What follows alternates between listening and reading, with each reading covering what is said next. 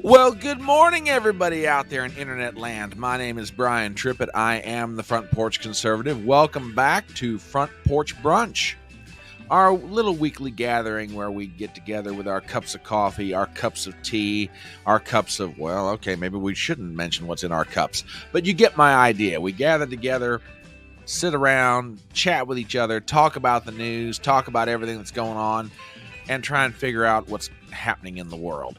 My name is Brian Trippett. I am known as the Front Porch Conservative. We're glad to have you here.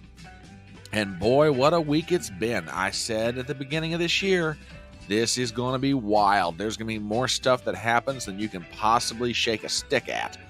And right now, we all need a forest worth of trees to shake the sticks at everything going on right now. So we're out there on YouTube. We're out there on Rumble. We're out there on Twitter. And as always, I know you guys have been doing it, but if you haven't done it yet, send out a tweet, send out a getter, send out a whatever. Let people know that we're here, we're hanging out, we're having fun, we're talking to each other. And it's going to be a good morning. It's a lot of things shaking loose, a lot of things have shaken loose, and we're going to try and find a way to talk about it all. So let's see who all's here so far this morning. There she is. There's my gypsy. Lee's here. Yes, my darling. I know you meant to duck out on me, but that's all good. Up in Connecticut, glad to see you. So, yeah, good to see everybody. Good to see everybody. Oh, where to start? Well, I hope you will grant me some indulgence, because I tell you what, I have had one of the wildest weeks so far. Good morning, Z Highness. Glad to see you too. I have had one of the wildest weeks that any kind of a content creator could possibly have, or at least I think so anyway. For those of you who've been hanging around my channel for a good long time, you know that there's a certain rhythm to what I do. And that is, good morning, sir. And the rhythm basically goes like this. Usually there's 3 or 4 videos. Hopefully there's a live interview. And then on the weekends, we do Front Porch Brunch. Well, with everything that's going on in the world, and given that it's this silly season in politics, it kind of affords me the opportunity to do some things that up to this point I haven't been able to do, which is good because you're always trying to figure out, how to expand, your creative talents and figure out, what things you can do, what things you can't do. And if you can do them, can you make them better? So this week, had an interview with Dr. Tim Hagel from the University of Iowa, which I'm going to repost that tomorrow. He is a professor at University of Iowa's political science department, and his specialty is the Iowa Caucus. And that interview was really, really informative. I didn't really so much want to get into the horse race of what was going on with him, as much as I just want to get down to the nuts and bolts of the caucus process. And Dr. Hagel was just amazingly informative, which I was hoping. Yeah, I did. I thought it was a really good interview. I really did. And like I say, I'll repost it for tomorrow because, going into Monday, then, I want people to be able to kind of get a feel for what's happening, because everybody hears the term Iowa Caucus, Iowa Caucus. Oh, the Iowa Caucus. What is it? How does it work? I know some aspects of it, but there's things he pointed out I didn't even realize went on during the Iowa caucus, and it's a really good interview. So the week started off with that, and also a video I did, but we'll get to that one a little later. And then we had the wildest Wednesday night that this channel has had in a while. My good buddy Ruben Christopher Haynes and I live stream covered Trump's town hall appearance in Iowa. And I got to give you some backstory on that one because it was kind of funny how it all worked out. There were 3 different things going on that same night that we could have covered. One is the debate between Florida Governor Ron DeSantis and former UN Ambassador Nikki Haley. That was on CNN. And Vivek Ramaswamy had said, "Well, I'm not going to be at that debate. I'm going to counter program on Tim Pool." So there's number 2. And the third one was the Trump appearance. And I reached out to Ruben and I said, dude, I got a problem. He's like, what's the matter? I was like, I don't know what to do here. He's like, well, what's your gut telling you? I was like, well, my gut's telling me we ought to cover the Trump thing. And boy, am I glad I listened to my gut. Um, and this is where I give you, my audience, a serious thank you. Not just everybody here who's here this morning, but just everybody in general. We had over, at one point, 3,900 people in our live stream on YouTube. I can't even begin to count how many people we had on Rumble. And yeah, you got a real good point. I finally figured that out. See, it takes a lot. So, Hillary used to say it takes a village. In my case, it takes a lot to get through this. Okay. But yeah, I finally figured that out. We had 3,900 people in YouTube. Lord knows how many people in Rumble. And we managed, and also another point, and I'll make this and I'll get back to the numbers in a second. I know that people are coming there to watch Trump. They're not necessarily coming there to get, my scintillating take or Ruben's amazing take. Yeah, bless my heart. Bless my heart. Translation: that boy's so dumb. But I know that people aren't necessarily there to get my take on something or Ruben's take on something. But still, to have close to 4,000 people in your YouTube live stream while you're watching this thing, that was just extraordinary. Because having done a few of these now, I thought, well, okay, if we top out at 500 or 600 people, I'll be happy. Then we had 3,009. I was like, holy cow! So it was an amazing night, and to you, my audience, and for everyone who's now become a subscriber to the channel, and you came to, yeah, I did. It was over 100 actually. It was over 100. Blew my mind. Yeah, but for everybody who's now subscribed to the channel, or you just hung out with us for that Wednesday night or whatever, thank you. And I mean that in all sincerity. Thank you from the bottom of my heart. I've said it before and I'll say it again. Without this audience, I get to do nothing. It's not, it doesn't really matter. I can sit here and talk into the wind till the blessed day long. It doesn't matter. So thank you, thank you, thank you, thank you, and thank you. You guys are amazing. Then we had the interview Thursday night with Carrie Smith, and that was a load of fun. If you haven't watched that yet, I really recommend it to you. Carrie is genuinely, oh, thank you. It's very sweet of you to say. I appreciate that. Carrie Smith is one of the smartest women on social media. She is very wise and very gracious, and just, I love her to death. I told her, I said, you're welcome back here anytime you want. You got something burning on the brain, just reach out to me. It's like, hey, I want to go talk about it. It's like, come on, let's go. Which by the way, I will mention this again near the end of today's live stream, but I got confirmation last week of another guest that's coming on this Thursday night, this coming Thursday, 6:30 p.m. Eastern, Gothics. And if you don't know anything about her, you need to come for this interview, because I tell you what, she is extraordinary. Just, I love her to death. I love her style. I love her sensibility. And she recently has a documentary that's now out.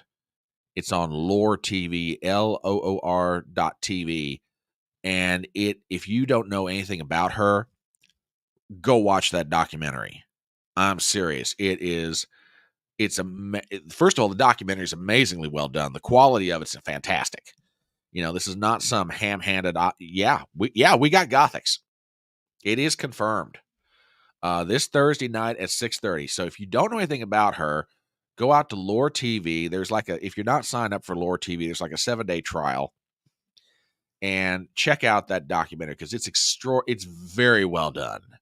Very well done. And I knew some of her backstory, and then I watched that video and I'm like, holy cow, what this lady has gone through the valley that she's gone through to get to the mountain that she's on is an extraordinary story. Yeah, they share the same birthday, interestingly enough. I had heard this, and I was just, very, very much impressed. So yeah, Gothics is going to be here on the electronic front porch this Thursday night at 6:30. I'm basically waiting for. She's told me she's going to give me a picture for the thumbnail, and once I've got that, I'll blast that baby out to God and the world, because I'd love to get as many people in for that one as I possibly can. But so yeah, it's been a crazy week for me. Oh yeah, absolutely she is. Yeah, that's and Daniel, glad to have. By the way, did you ever find out what the heck was going on out in front of your residence? I that's what I love about everybody I'm associated with on social media. Poor Daniel. Okay, first of all, am I allowed to tell Daniel? Do you mind if I tell this story about that post you put out on Twitter? If you don't want me talking about it, that's cool. I'll just back it off. Um, I did not. Oh, you did. Okay, all right. So I'm going to assume I can talk about this. Yeah, bless his heart, poor Daniel. He's minding his own business on a Saturday morning. He says, all right, Daniel says, go for it. Okay. Poor Daniel is minding his own business on a Saturday morning. And he looks out the window of his residence, and there's a cop car, and some dude's in cuffs with about 4 cops standing around him. And Daniel's like, I have no idea what happened here, but it's like, holy cow. I'm like, dude, I'm like, what the what? So yeah, I mean, you never know what you're going to find out on Saturday morning when you look out your window. Crazy, huh? So yeah, we got that going on. And but yeah, it was a crazy week for me, and crazy and rewarding, and not just in terms of numbers. I mean, it's personally rewarding. Because it just, like I say, this is for content creators, guys like me, weirdos like me that cover politics and culture and everything else and all that. I thought, wait, hold it. I thought they were coming for me. Honestly, no. They come for you. We will storm the Bastille with pitchforks and torches. That's all I'm saying, brother. They ain't coming for you without a fight. So yeah, we Robert's like, yeah, well, we get used to that in like Columbus, So yeah, but this week has been absolutely amazing, and I cannot thank you guys enough. I can't. So if you're not here this morning and you see this somewhere down the line and you're newly subscribed to the channel, thank you from the bottom of my heart. It's a genuine pleasure, and I hope that I put out content that you find interesting and useful, and we grow together in this whole thing. So all right, let's get into some stuff. Another commercial, and I'm very glad to advertise this one because it kind of leads into my first topic of the day, as you might expect given what's coming up on the calendar. This coming Monday, less than probably 72 hours from now, or whatever that works out to, I can't do math, we are covering the Iowa Caucus. Don't you like my cute little thumbnail? We're covering the Iowa Caucus. It'll be myself, and Reuben Christopher Haynes will be there, and a very special guest, Christian Watson. I've got to reach out to the boys probably Sunday afternoon or Sunday evening and let them know what time we're starting and all that good stuff. But we will be covering the results of the Iowa Caucus. And I will tell everybody up front, if you are expecting the polish and professionalism of a cable news network, you've come to the wrong place. But if you want some honest commentary, some honest opinion, some real life takes, and just, from people who are just like everybody else, we're watching the news and we're trying to figure out what the heck's going on in the world, come and hang out with us. So yeah, this Monday evening, the Iowa Caucus, if I remember correctly, they start at 7 p.m. Central Standard, which would be 8 o'clock Eastern. So I want to give it a little bit, maybe, I don't know, maybe we'll start at about 8 or 8:30. Not quite sure what the boys want to do yet, but I'm thinking somewhere around that time, and we'll go until they call it.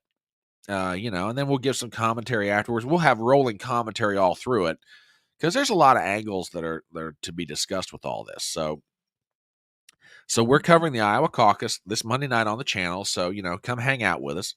We're always glad to have you. Now, that gets to the next set of things. With the Iowa Caucus coming up, I suppose that we are due for just a quick snapshot of where everything stands right now. And that's a good question. I don't know about a tsunami, but I tell you what, you hold on to that thought, Leanne, my dear, because I'll come back to that here in a second. Let's do a quick snapshot of where it stands right now. These are the 4 most recent polls that have come out for the Iowa Caucus. And if you take the top line, this is the average, and pretty much unchanged in that Donald Trump has a big lead. Big. And again, we're talking, and keep in mind, the top line is an average of all the polls put together. But you go down the list here: Insider Advantage, Suffolk, Iowa State Civics, Trafalgar. I mean, we're talking anywhere from 34 to 41 point lead, depending on whose poll you're talking about. The fascinating thing to watch, and this goes to Leanne's point, is that there is a distinct possibility we don't know who's going to wind up finishing second, third, and fourth. Now, one of the candidates has dropped out. We'll get to that a little bit later. And y'all probably know who I'm talking about. But right now, for the longest time in this process, it's been Trump with DeSantis in second. Okay. Haley third, and Vivek Ramaswamy maybe tied for third or fourth, or they flip-flop those two positions. Well, Nikki has taken over second, either by the aggregate average of the polls or in individual polls, depending on who you're talking about. However, as with all things, this result of this is going to be a little weird. Now, I'm sure by now everybody has heard about the weather reports in Iowa, because it is miserable out there. Just absolutely miserable. I mean, I lived in the Midwest for a little while, from 94 to 2000. And given that it's nothing but flat land and there are no mountains or hills of significance to kind of knock down the wind or keep you from getting the full effect of the weather front that happens to be coming through, when something hits, it's going to hit, and it's hit hard. And Iowa right now is getting buried in snow. And come Monday night, there are going to be temperatures that are just absolutely bone numbing. Okay. I'm just going to speak for myself. I hate cold weather. Okay. I'm pretty sure that if reincarnation is real, that I am the long lost son of a camel trader from sub-Saharan Africa.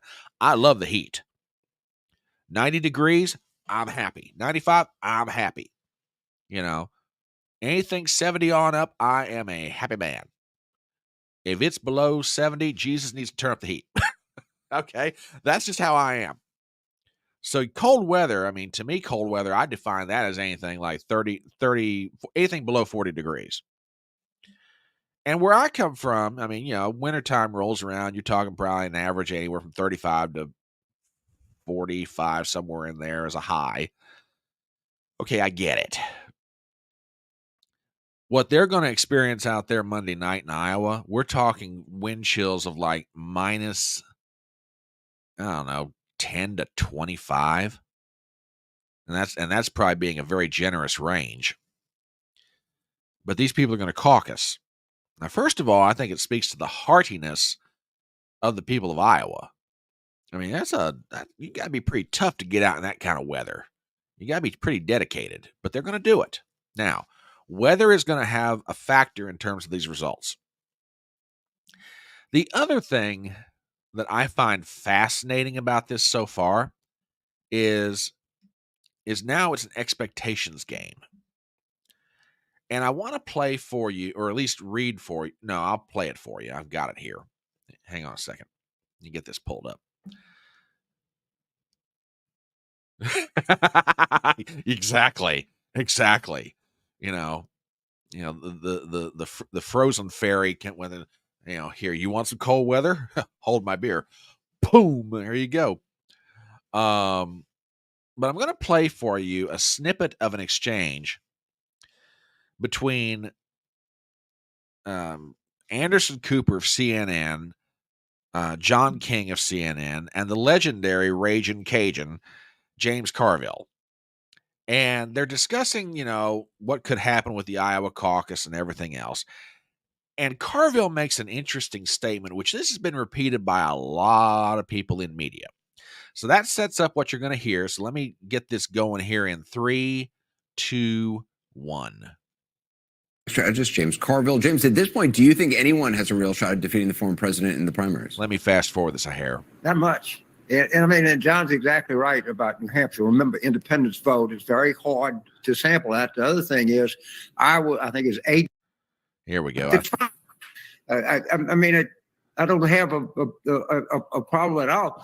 What I'm going to do is take this opportunity to make a further fool of myself and predict that Trump will underperform expectations in Iowa. Okay, so there it is. Trump's going to underperform. He's not going to do as well. All these lofty numbers of his, he's going to underperform. He set the expectation bar so high that there's no possible way that he can meet this. I want to address this issue right now. Yeah, Carville's been out there. He really has. And libs are going after the boomers. Yeah. And there's again, I think that speaks to the generational fight that's going on in American politics right now. You could always say that it's there, but you see stuff like when guys like Carville, and I've said this before, you may not agree with his politics, but when it comes to being a political operative and winning campaigns, guy knows what he's doing. When he tells you something, you probably ought to listen to him. Now, you may not like what he says, but you ought to listen to him, okay? Even among Democrats. But so Carville makes a statement. Now, I want to address this question of expectations. And I realize that there are all kinds of factors that are going to wind up impacting the results that everybody sees come Monday night. I get that, okay? But I want to try and set expectations for you, the audience, because from my perspective, there are only two numbers, that you and I ought to be paying attention to define what actually happens out of Iowa. Okay? And I did a little research and I put something together, and hopefully everybody gets to be able to see this. And if not, I'll show you what I'm talking about. Let me get this pulled up. I put together a little Excel spreadsheet, which I labeled Iowa Caucus Historical Milestones. I know the graphics department for the Front Porch Productions team is really fancy. Let me tell you something. Okay. But I said there's two numbers that everybody ought to pay attention to. One, highest percentage of GOP vote attained. Do you realize that in the history of the Iowa caucus, at least on the Republican side, the highest percentage that anybody has ever gotten is 41%. That was in the year 2000, and that was George W. Bush, and he was up against 5 other candidates. Now, I'm going to take a sip of water and just let that number sink in for a second.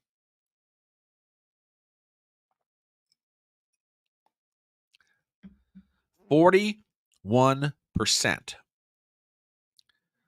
against 5 other candidates. The largest margin of victory in an Iowa caucus is 12%. That was 1988, former U.S. Senator, the late Bob Dole, against 4 other candidates. Now, you're sitting there looking at those numbers like, really? Yeah. I mean, you go through the history of this thing and you start realizing, oh, wow. Now, keep these numbers in mind because I'm going to pull something back up. Okay. Take a look at what Trump's got right now. He's got 50, if the polls are even close to being right, he's sitting on 53%. That is 12 points higher than the biggest win ever recorded in the Iowa Caucus by George W. Bush almost 25 years ago. His lead right now is an average of 35 points. The largest margin of victory in the Iowa caucus is 12 points. He's basically up by 23 points over the biggest recorded margin of victory in a GOP Iowa caucus. Now, let me add some caveats here because I gotta, because you know how we hosts are. We gotta have an out in case something goes wrong. Like I said, the weather, anything could wind up affecting the results of the caucus. Now, my personal take, I think Trump's going to win. I think he will win handily.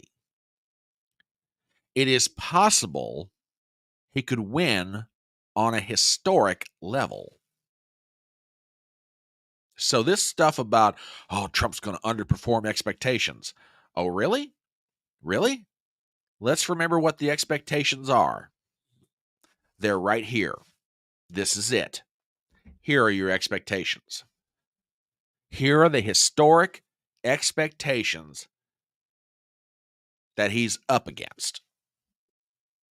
Forget every other piece of blather that you hear on social media and from the political punditry. Okay? As far as I'm concerned, here's the mark. If he gets past 41% and he wins by anything greater than a 12% margin, we're talking history-making territory. Now, that said, let's talk about what else is going on with the Iowa caucus. I mentioned a moment ago that Ron DeSantis had been running second to Trump in Iowa and, frankly, most other places. Well, now that's flipped.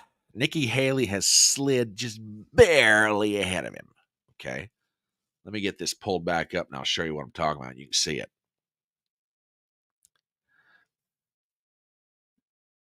Okay, here we go. So we're talking maybe either they're tied depending on the poll or she's got a few point lead. I think like Suffolk University, which does polling for USA Today, in their poll, they've got her like 9 points ahead of DeSantis in Iowa. Now, Leanne had mentioned, do we have a Ramaswamy tsunami? Maybe. I took the liberty of listening to Rich Barris's live stream the other day, and who is the unofficial favorite pollster of the Front Porch for a lot of reasons. And he said it wouldn't surprise him if Ramaswamy came in third, maybe even second. That order of 2, 3, and 4 in Iowa is going to get jumbled real interestingly come Monday night. I mean, it's fascinating to see what's going on. You've got DeSantis in decline, Haley in ascendancy, relatively speaking, and you got Ramaswamy, who's the wild card. And yeah, he might do it, Leanne. He might wind up being second. I don't know yet. The only thing I am very certain of, Trump's going to win the Iowa caucus. The only question is the margins. Yeah, and I've heard that from a lot of people. I've heard his base will show up. So we'll see. We'll see what happens. But I tell you this much, and I agree with Rich Barris's conclusion about this. If Nikki Haley doesn't come in second in Iowa, forget about New Hampshire. She's done. Realistically speaking, she's done. Frankly, she's going to be done after New Hampshire. It's just a matter of time. But if she doesn't finish second in Iowa, she's done. She's absolutely done. And the word on the street is, with regard to DeSantis, is that he drops out after Iowa. Like maybe Tuesday or Wednesday. We'll see. I mean, yeah, who knows? It's rumor. But that's what's going on with Iowa. So now that it's the top of the hour, and my name, if you're just dropping by, my name is Brian Trippett. I'm the Front Porch Conservative. We're hanging out on YouTube, on Rumble, on Twitter. Thank you for everybody who's here this morning. Leanne's here up in Connecticut. Z Highness, Robert, Daniel. Thanks all you guys for being here. We're glad to have you. Always good to see you guys. You guys are cool. Love you. Absolutely love you. So that's a preview of Iowa. And so now let's go up north. Up north. Let's go up north to New Hampshire. And by the way, I've already started working on that thumbnail. However, I can't show it to you yet. And the reason that I can't show it to you yet is I designed it, and now I'm going to have to change it because of certain things that have happened in New Hampshire, which I will explain here in just a moment. So if you haven't done it yet, give me a thumbs up on YouTube. Give me a thumbs up on Rumble. Smash the like button, share it around, yada, yada, yada, and all that happy stuff. Okay, let's talk New Hampshire. Much like with Iowa, I'll show you. I will show you your average of polls. Now this is where things start getting interesting. This is the Real Clear average politics, average of polls, and Trump has the lead still, but it's smaller, and you kind of expect that.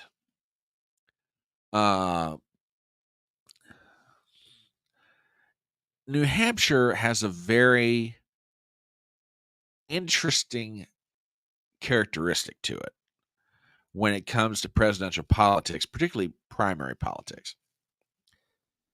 And here's what I'm getting at. It is not unusual, and I had a chart. I didn't think to bring it with me, but I had a chart up the other night when I was talking with Professor Hagel, which showed the winner of the Iowa Caucus and who went on to win New Hampshire. And they are not always the same thing. And that's what makes the New Hampshire primary so unique. Even though there are certain similarities in terms of the voters between New Hampshire and Iowa, New Hampshire enjoys a, how shall I put this, persnickety perspective when it comes to a front runner coming out of Iowa. Now, New Hampshire, and this has been historically true for years, if you want to win in New Hampshire, yeah, you got to run commercials on TV. You got to run them on radio. I get that. By George, you better walk around to the local diner and you better shake hands with people. Because much like in Iowa, people in New Hampshire, they want to meet the candidate. They want to shake hands with them. They want to look them in the eye. They want to ask them questions. The more personal interaction that you can have in New Hampshire, potentially the better off you are. Now, I said persnickety perspective because New Hampshire is notorious for giving a front runner their comeuppance. You win big in Iowa and you think, hey, I'm on top of the world. Then you come into New Hampshire and you get your butt kicked, which has happened. And that's what makes what's going to happen about 8 days after Iowa so potentially intriguing. Because up to now, let me show you what I'm talking about. If you go a little further into this, going back to, let's just say September. Trump plus 26, Trump plus 30, Trump plus 31, Trump plus 27. And then at about the middle of December, this thing starts to tighten up. Trump plus 15, Trump plus 14, Trump plus 20, Trump plus 7. I think that one's a little bit of an outlier, but okay, whatever. But you see what starts to happen. The closer this thing gets to the actual event, the more this thing starts to tighten up. Now, much like Iowa, I think Trump still could win. Probably will. But it's going to be a lot closer. And that is what Nikki Haley is counting on. Because you notice when you go through this, Nikki Haley for quite some time has been consistently second place, but not close enough to strike at Trump. Okay. Until recently, if you believe the polls, oh yeah, that's true too. That's very true. Yeah. Poor old New Hampshire. They got people moving up there from Massachusetts. And those Massachusetts people tend to bring how they vote with them. They are not refugees from the Bay State. Plus, the other factor that goes into New Hampshire, and a lot of people don't think about this, it's an open primary. Democrats and independents can vote in the Republican primary. So if you got a bunch of Trump-hating people, you have the potential for some wild results. Now, let's talk about Nikki Haley for a minute. I said that if Nikki doesn't get at least second place in Iowa, she's probably done. That's not just my opinion. That's the opinion of Rich Barris and a bunch of other people. I don't disagree with them. I do not disagree with them at all. But she's got to do well in Iowa, hopefully at least second place. And she's got to at least have a really good showing in New Hampshire. Now, you may be asking yourself the question, well, wait a minute. Why is her doing so well in New Hampshire so important? Because the way it looks right now, she won't win another state. Now, if you're wondering what I'm talking about, the next event up after New Hampshire is the Nevada Caucus, which I believe is, hang on a minute, let me check my calendar real fast. Talk amongst yourselves for a minute. I got to check this out. Hang on.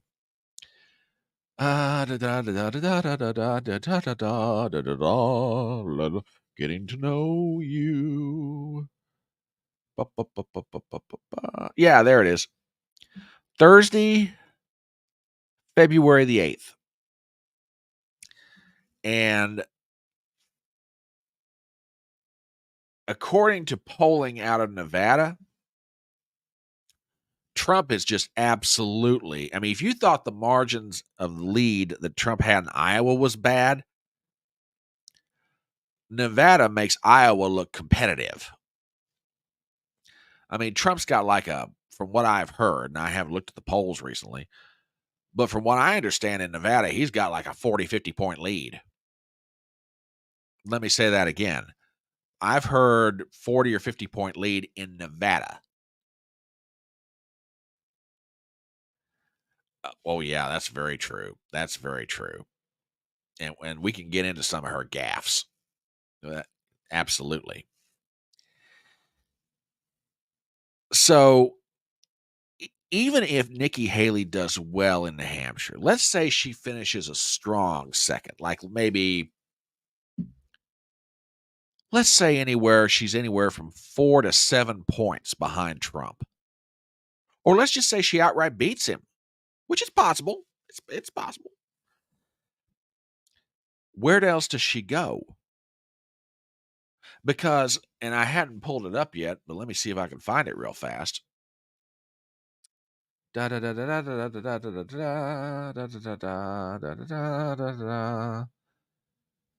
come on. There's got to be a quick way to do this.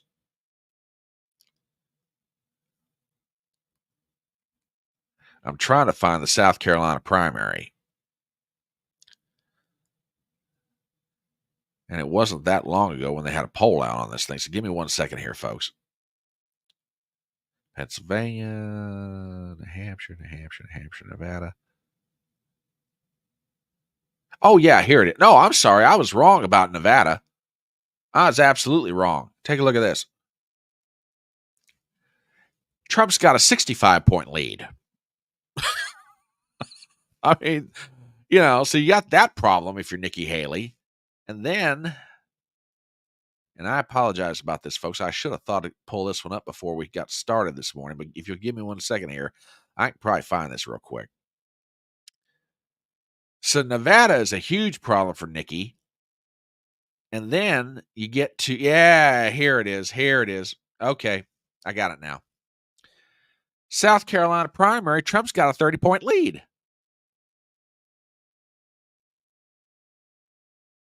So the $1 million question becomes, if you're Nikki Haley, okay, let's say you do well in New Hampshire. Let's say you beat Trump, just on the off chance you're able to do it. Where do you go from there? Hell, Trump's got a 65-point lead in Nevada, if you believe the polls. And even if that's inflated, okay, let's just give him Iowa numbers and say he's got a 30-point lead in Nevada. She'll get her rear end kicked out there. She'll come back to her home state of South Carolina. She'll lose to Trump. She's out of the race after South Carolina. Because the problem for Nikki, as much as everybody else, there's nowhere for her to go. There just isn't. There's literally nowhere for her to go. She'll do well in New Hampshire, and after that, she's done. She's done. It just, Now, here's the other thing that makes New Hampshire fairly interesting. Let's go back to this for a second.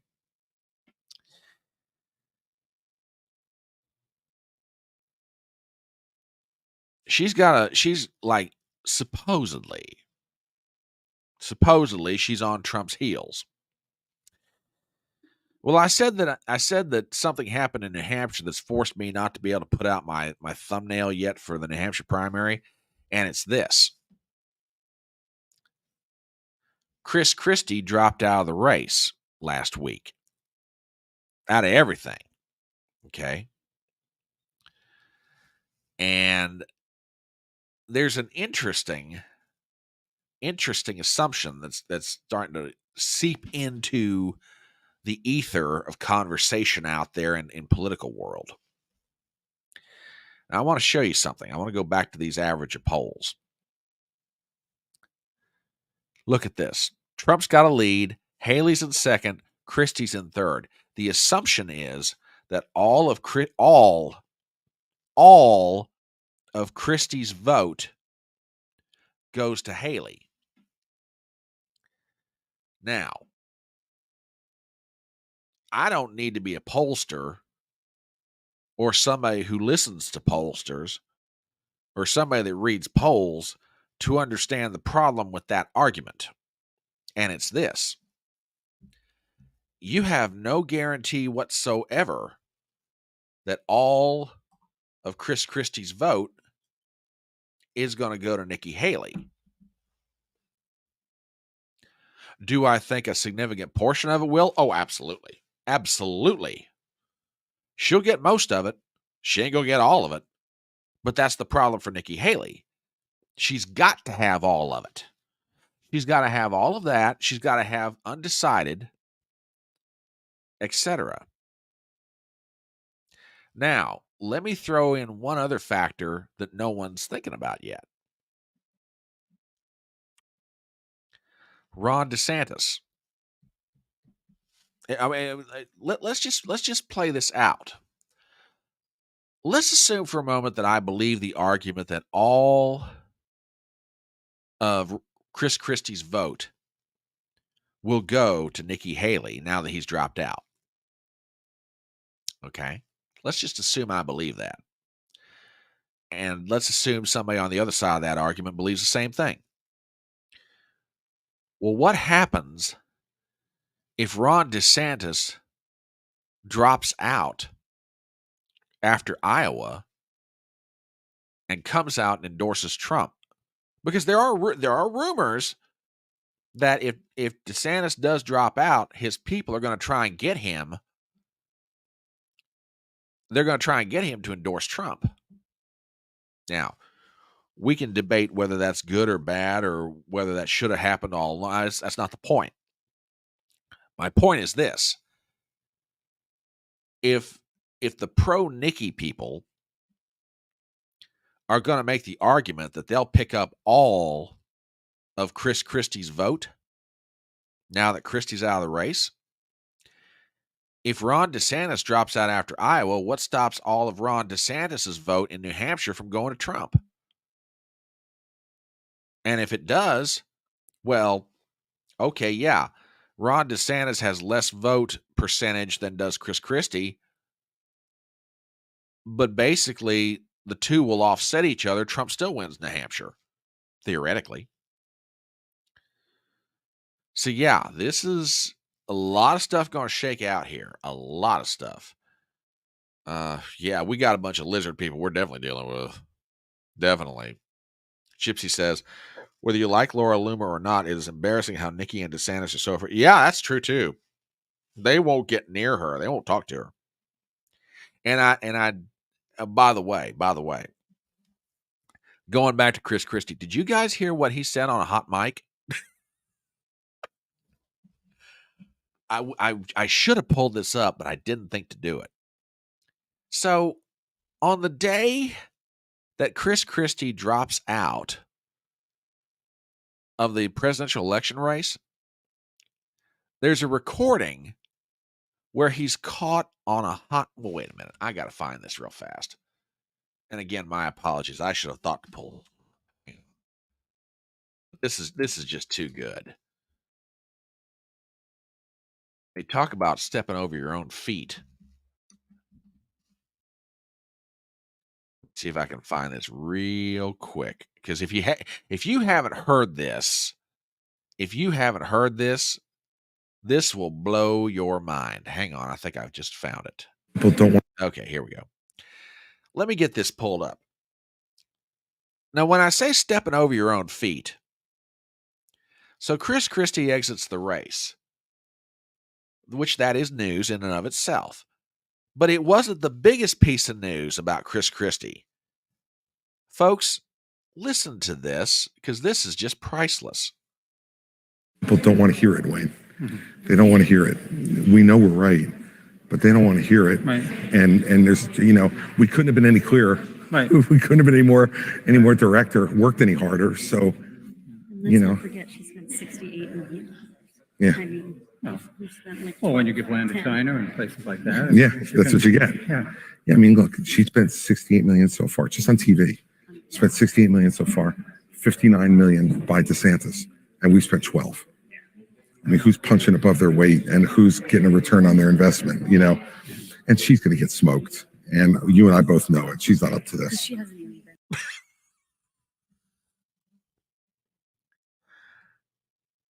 Boy, let me tell you, with friends like Chris Christie, who needs enemies? Oh my gosh, that was just wow. Talk about looking at everybody, giving them the New Jersey finger of friendship and saying, I'm out of here. Woo. Yeah, and that's true. That is absolutely true. Up in Connecticut, love you, darling. We'll catch up with you next week. Be safe out there. Oh, we're just cooking up some stuff. You know us, loser. You know us. But she's going to get smoked. Now, there's one other thing. There is one other thing out of that hot mic moment that I got to comment on. And again,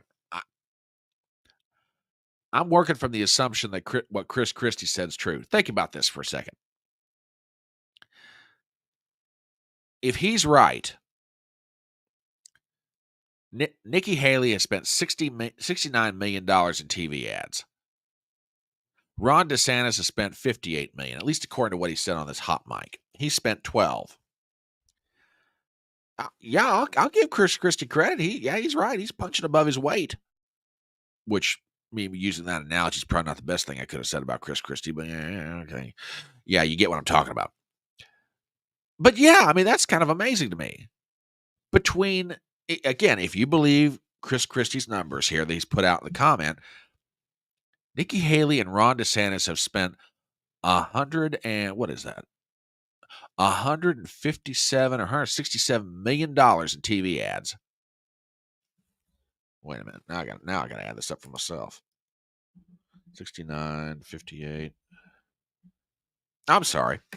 121 million. Above his above his weight, above his donuts. They've spent $121 million in TV ads, which I'm presuming they're talking about New Hampshire. Maybe they're talking about nationally. But either way, they've spent $121 million between the two of them on TV, and they can't get any closer to Trump than what they have. Now, granted, for all of Trump's blessings and curses, he's a unique political animal, and he's a former president.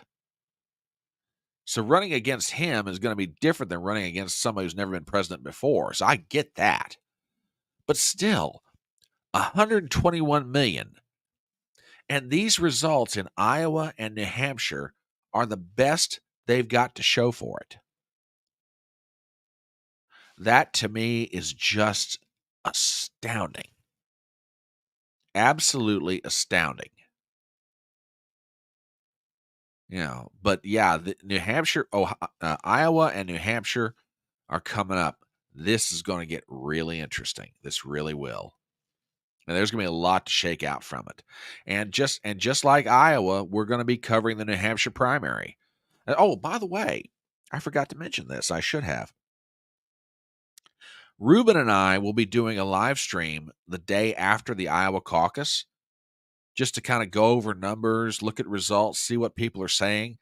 The one for Iowa is on Tuesday of next week. It'll be from like noon to 2, somewhere in there. So if you're able to join us, we'd love to have you. We'd love to have you. But Ruben and I'll be doing that. And same thing after New Hampshire. So, it's going to make the hay fly while it can, while the sun's shining. Ah, there he is. There he is. The professor has joined us. Good morning, Mr. Watson. Yes, sir. We are absolutely looking forward to having you host with us on that day. That's going to be a load of fun. That's going to be, because I really cannot wait. Now, I mean this in all sincerity, Christian. I'm serious about this. I can't wait to get your perspectives on Vivek Ramaswamy's campaign, because I know that you've interviewed him. You have been following his campaign ever since he got into it. I'm really looking forward to getting your observations, because, I don't know if you had a chance to hear what we've been talking about up to now, but we have, it's possible, significantly possible, that he could wind up finishing second in Iowa.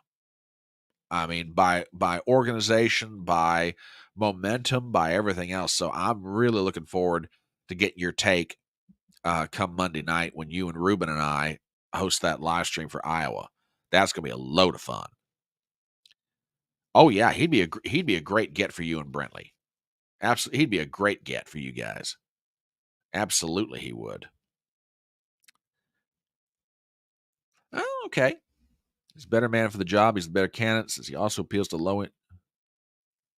Could be.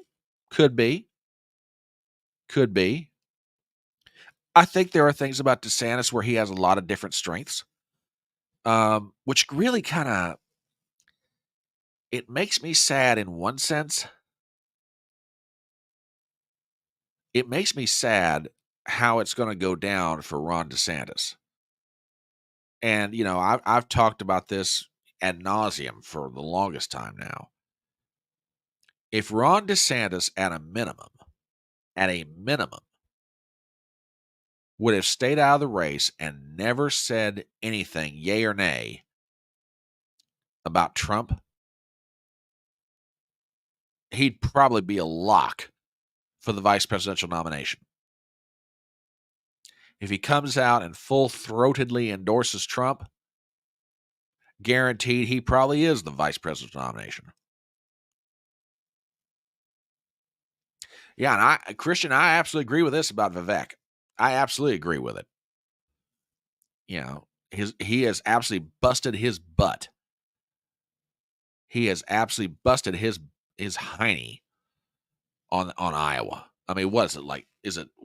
I know he's done one 99 county tour. I think he's done two of them. And Christian, correct me if I'm wrong. Correct me if I'm wrong, but I'm pretty sure I've heard that Vivek has done two different 99 county tours.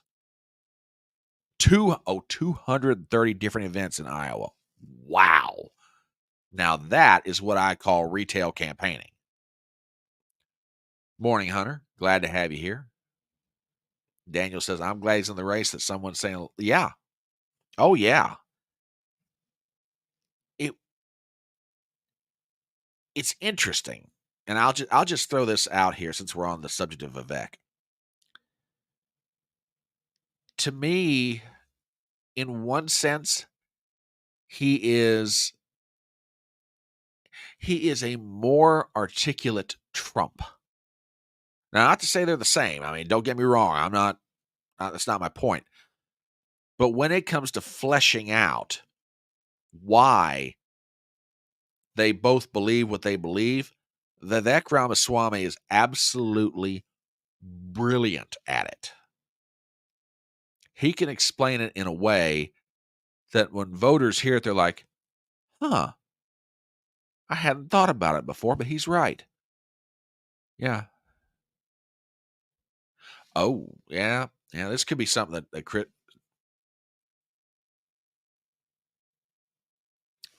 fair enough. Fair. Yeah, and by the way,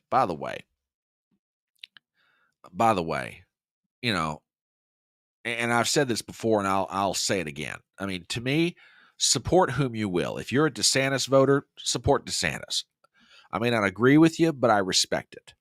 If you're a Vivek supporter, cool. If you like Nikki Haley, cool. If you like Trump, cool. You know, I think that, you know, we can have an honest discussion about yays and nays of all of them. Yeah, I mean, for example, Leanne, she's all in on Vivek. So, Christian, you got a friend here. But yeah, I mean, you know, support whom you will. I mean, don't get me wrong. I want to give you my take on what's going on. You know, but you are at liberty to support whom you will. Like I say, I may not agree with you, but that's fine. You don't have to agree with me either. That's the beauty of what we do here. So it's about 11:30 on Saturday morning. My name is Brian Trippett. I am the Front Porch Conservative. We are on YouTube. We are on Geta. We are on well, no, we're not on Getter. What am I talking about? We are on Twitter. I about got us out on one more platform. I've been trying to get, I don't know what I'm doing wrong when it comes to Getter, but I cannot get, if someone knows anything about Getter, let me know, because I would love to live stream this on Getter as well, but I can't seem to make it work. I don't know if I don't have the right kind of membership on Getter or what it is, but for some reason I can't get the thing to upload. I'd love to do it, but we are on YouTube, Rumble, and Twitter. So spread the word around. We've got quite a few people on YouTube. We got quite a few people over on Rumble. Good morning, you Rumblers. I love every last one of you. You lurky things over there. So now let us turn to something that is very, very serious. Very serious. And while politics right now in America is important, it's not the most important thing. There are definitely some things going on in the world that are just out and out frightening. And I'm sure by now everybody has heard about this. U.S. and British military launch massive retaliatory strike against Iranian-backed Houthis in Yemen. late, well, I shouldn't say late, early in the hours of Friday morning here in the U.S.,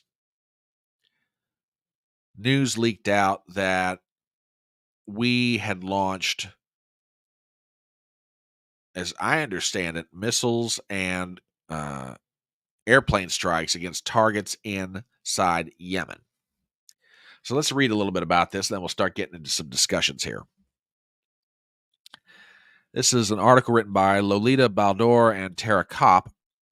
U.S. and British militaries bombed more than a dozen sites used by Iranian-backed Houthis in Yemen on Thursday in a massive retaliatory strike using warship and submarine-launched Tomahawk missiles and fighter jets.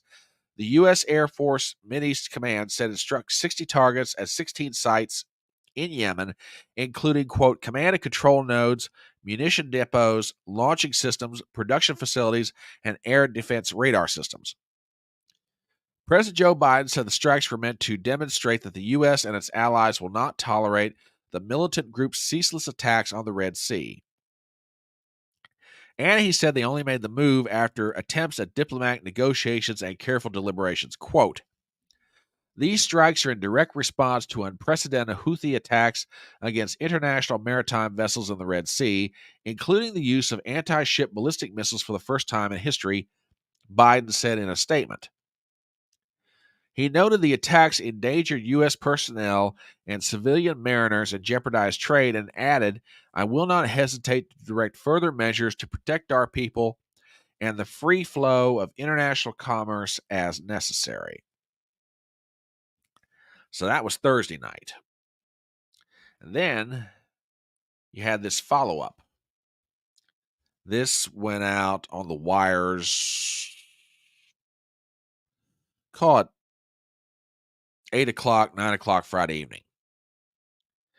U.S. military strikes against Houthi-controlled site after warning ships to avoid parts of the Red Sea. Article written by John Grambel, Tara Kopp, Amir Madani, and Lolita Baldor. We read the following.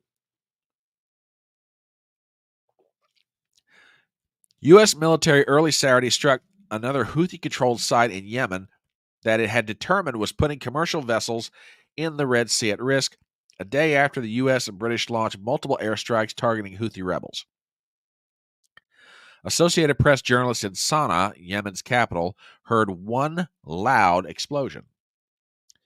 U.S. Central Command said, quote, the follow-on action early Saturday local time against a Houthi radar site was conducted by the U.S. Navy destroyer Carney using Tomahawk land attack missiles. The first day of strikes Friday hit 28 locations and struck more than 60 targets. President Joe Biden had warned Friday that the Houthis could face further strikes.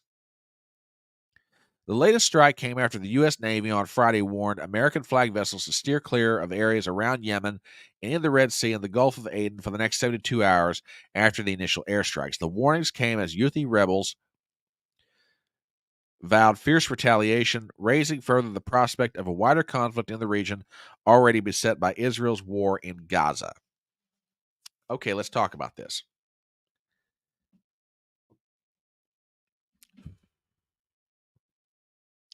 First of all, it goes without saying,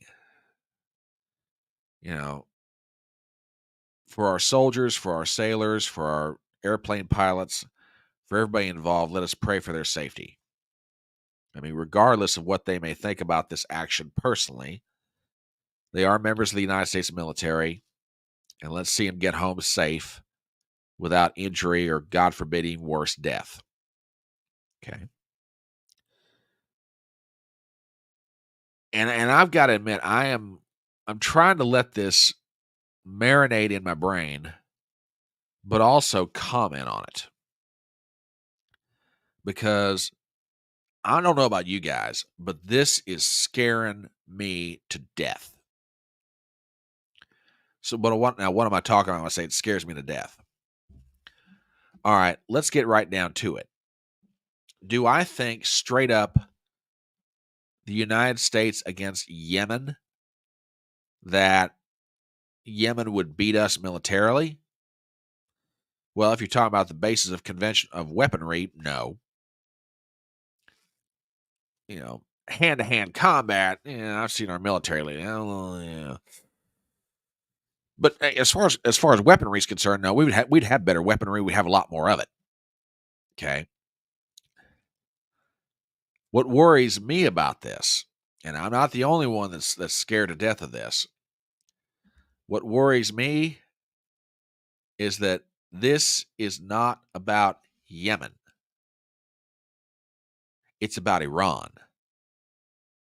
Now, I'm pretty sure that I don't need to do this, but I'm going to anyway. I'm very sure this audience is smart enough to know that there have been people in Washington, D.C. over the past 20 years at least who have had a serious Jones to get something started with Iran. And we can sit here all day long and debate whether that's right, whether that's wrong, whatever, but it's on the table. And don't get me wrong, it's not to say the Iranians are the salt and light of the earth when it comes to the Middle East. Far from it. They're just as self-interested as any other nation over there. But the Houthi rebels are backed by Iran, funded by them, weapons supplied by them, etc. I'm just scared to death that we're going to sleepwalk our way into some kind of military conflict with Iran beyond what's even going on right now. Okay. And I'm not the only one that feels this way. Take a look at this. This is a tweet from Tucker Carlson. Blinken claims we're bombing Yemen to protect oppressed poor people and no doubt protect democracy. Please. This is the next step toward full-scale war with Iran, which the policy ghouls in Washington have been fantasizing about for decades. Keep that in mind as this progresses. And I don't think he's wrong. I do not think he's wrong about this at all. But yeah, this is just out and out frightening. And beyond the question of frightening, it's causing different people or different peoples from all kinds of places in the world to kind of come together on this thing. Take a look at this. This is a quote, or at least this quote is attributed to the Russian ambassador at the United Nations. Quote, "We are not surprised by the frankly weak arguments that the United States and the United Kingdom have used to try to justify their aggression. Because there are and can be no other arguments to justify it, I emphasize that there is no legal basis for their attack on a sovereign Yemen. What right to self-defense are London and Washington talking about 1,000 miles from their own borders? Since when has this right been extended to commercial vessels? It is clear that the self-proclaimed coalition has no legitimate mandate for the use of force. Protecting commercial navigation, attacks on which are unacceptable, is one thing, but bombing a state disproportionately and illegally is quite something different. The Anglo-Saxon tandem and its satellites are once again flagrantly violating the UN Charter and other norms of international law, further undermining the situation in the already burning Middle East. New bombings and destruction, that is what Western, quote, effective Middle Eastern diplomacy is all about. That's what they actually contribute to the region. The United States and its satellites consistently call the slaughter that Israel continues in Gaza self-defense. When it comes to Washington's hegemonic aspirations, neither international law nor ICJ carry any weight for Americans and their allies. This is what the U.S. promoted, quote, rules-based world order is about. The war is spreading to the Red Sea and the Gulf of Aden. Clearly, Washington is not going to stop there. That's a pretty heavy statement. And Hunter, thank you for those kind words. To quote John the Apostle, even so, come now, Lord Jesus. And here's a thought that'll give you some comfort. Jeez. We'll get into the whole Lloyd Austin thing here in a little bit. But the Russians aren't the only one raising hell about this. And this, to me, is kind of fascinating. For the first time in a long time, you've got bipartisan opposition to what Biden's doing on Capitol Hill. Take a look at this.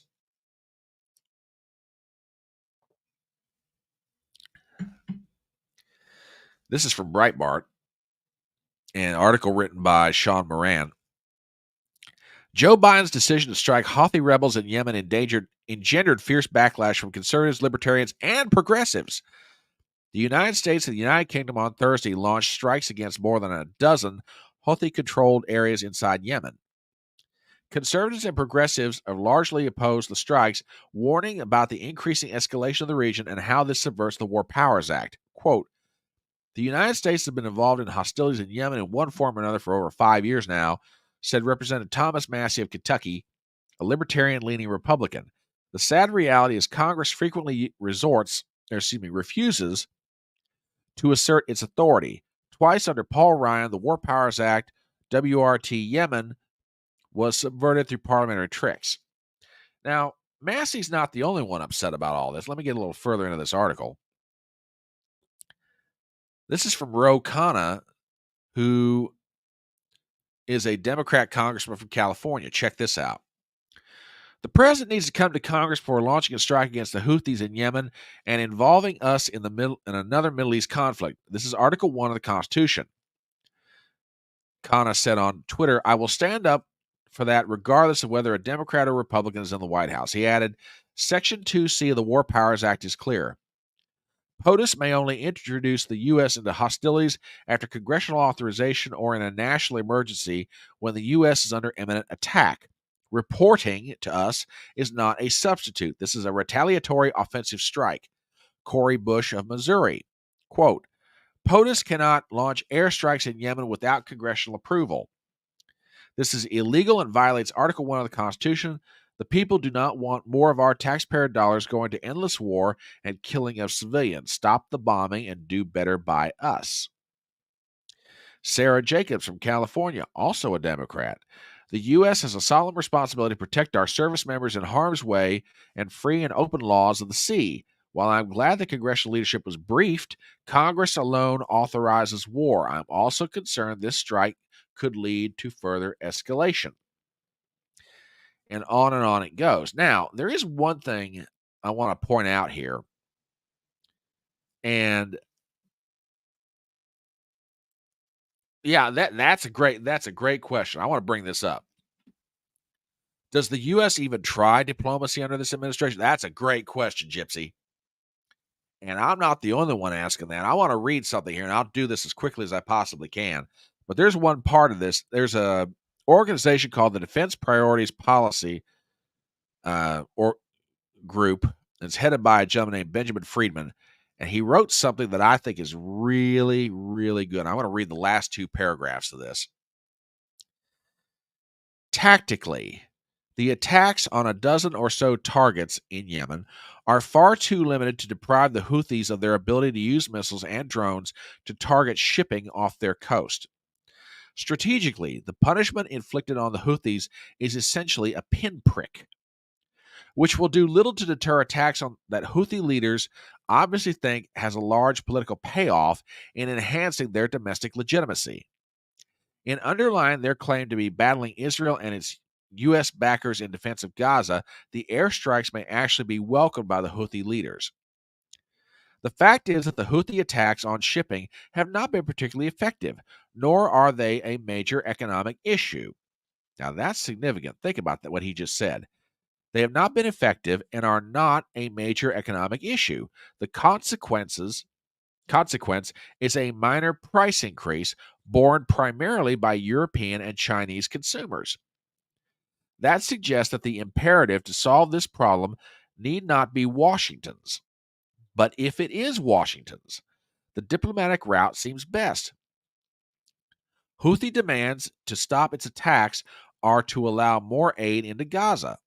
Granting that, even if in secret, is far cheaper than war, it is, at a minimum, an option worth exploring. And I tell you what, I will tell you up front, I'm not familiar necessarily with this organization or where they're coming from or what their their ideology is. But I tell you what, that last point is absolutely valid. Up to this point, these attacks have not been very effective, and they're not causing a major economic problem. And if it does, it's causing it for the Europeans and the Chinese. Yet the Americans and the British are the ones out there launching missiles and airstrikes. Maybe the diplomatic route is the better way to go. Truly. I mean, why is it that every time somebody puts our nose out of joint somewhere in the world, we've got to go launch a bomb or drop an airstrike? Oh, come on, you're being awfully soft about this, Front Porch. I thought you're all about peace through strength. Yes, that's right, I am. I believe that the United States military ought to be prepared to just curb stomp somebody if it gets right down to it. But just because the U.S. military is prepared to curb stomp somebody doesn't mean they need to do it all the time. You know, I'm going to use an analogy. Well, okay, fair point. Absolutely fair. That's a fair point. Completely fair point. But, and I'll counter with this, at least right off the top of my head. You're right. You can't have diplomacy with terrorists. But what terrorism necessarily are the Houthis doing to us? Yes, they're launching missiles against ships in the Red Sea. I get that. Yes, it's a form of economic terrorism and has the potential to affect all of us. I get that. But directly speaking, are the Houthis really some kind of military threat to the U.S.? I mean, I'm just asking. Now, I want to play you guys something as sort of a conclusion to this segment. There are two gentlemen that if you are not familiar with them, I really recommend these guys to you, especially in these times. There is a YouTube channel known as The Duran, D-U-R-A-N. It is hosted by two gentlemen. One's living in Cyprus and the other one lives in London. The gentleman in Cyprus is named Alex Christoforou. The gentleman in London is named Alexander Makoris, and they cover foreign policy. Okay. If I have any specialty in what I do, it's kind of like domestic politics. That's kind of my bag. These guys cover foreign policy, particularly Europe, and boy, are they good. Oh my gosh, these guys are good. If you want to get a really good take about what's going on in Ukraine and other places around Europe, these are your cats. But they will comment. Okay, fair point. Same one asked about Osama bin Laden and Al-Qaeda. Okay, maybe. Got to think about that one. Not sure I totally go along with that, but okay. Fair point. Fair point. But anyway, getting back to the Duran. They had, as you might expect, given that they cover questions of foreign policy, they had a live stream the other morning, and I want to play you part of this. And again, give these guys a subscription if you're not following them already, because I'm telling you right now, these cats have really got it going on. They're good. Man, are they good. But anyway, I want to pull this up, and I want to play a little snippet of this because I think it's going to be wholly appropriate. Folks, take a listen to what these guys have got to say on this whole thing. When you have all these warships in the Middle East, in all these troops in the Middle East, American troops, the temptation to use them becomes absolutely irresistible. And now, of course, they've been used. And of course, this is a stepping stone towards the ultimate target, because I said, idea of sending troops to Yemen, inconceivable in an election year. Real ability to prevent Houthi attacks in the Red Sea, impossible for me to see how this can do that. So all the usual people will say, well, you know, we're attacking the Houthis, but we're attacking the wrong target. The Houthis are only a tentacle of the octopus. We have to strike at the head of the octopus, we need to launch that strike on Iran. And now we are on the first step towards that point. Yeah, that's what this is all about, is getting that conflict with Iran. The problem that I see with all of this, listening to various analysts, Alexander, who say this could be a one-off. This is just to show the U.S.'s power and to show that the Biden White House is not messing around when it aims to protect the vessels that pass through the Red Sea. The problem with all of this is what you said. The Houthis, Yemen, they're not going to stop blockading the Red Sea. Ships that they want to go after, they're going to go after them. This is not going to deter them. So what does the Biden White House do when, after this strike, in a couple of days or a week or so, another Maersk cargo ship goes to pass through the Red Sea, and the Houthis seize that ship or prevent that ship from moving through the blockade? What does the Biden White House do? If it doesn't do anything, it looks weak and stupid. It's going to have to escalate. It's going to have to once again launch strikes against Yemen. They've boxed themselves in. The Biden White House has completely boxed itself in to escalation, a spiral of escalation. They're not going to be able to get out of this, and that's exactly what the neocons want and wanted. And I have a feeling, a hunch, that I don't want to say this is what Russia, Iran, BRICS, China wanted, but I have this sense which is telling me, you know what? They're probably looking at this going, the U.S. is going to get bogged down here as well. This is going to play to our advantage. Okay, I hope you guys enjoyed that as much as I did. Like I said, there's a lot of reasons why I love these two cats, and moments like this, they provide some definite clarity where it's needed. And there's a lot to unpack right there. And the boys from the Duran ask what I think is a very legitimate question. Regardless of where you are politically, let's just talk about this as Americans. Okay, we've launched now 2 different strikes against the Houthi rebels in Yemen. We have launched Tomahawk missiles. We've done airstrikes with airplanes. The British launched theirs from an air base they've got on the island of Cyprus. What if this doesn't stop the Houthis? Legitimate question. What if it doesn't stop them? What is the Biden administration prepared to do at that point? Because it wouldn't take a lot. And I do not want to see this happen. God forbid it does happen. But this has the potential to spiral straight out of control. Because somebody, somewhere, is going to make the argument that Alexander and Alex are talking about here. They're going to make the argument, well, why are we wasting our time with the Houthis? Everybody knows that they're backed by Iran. We're launching this stuff against the wrong country. And can't look weak. We got to do something here.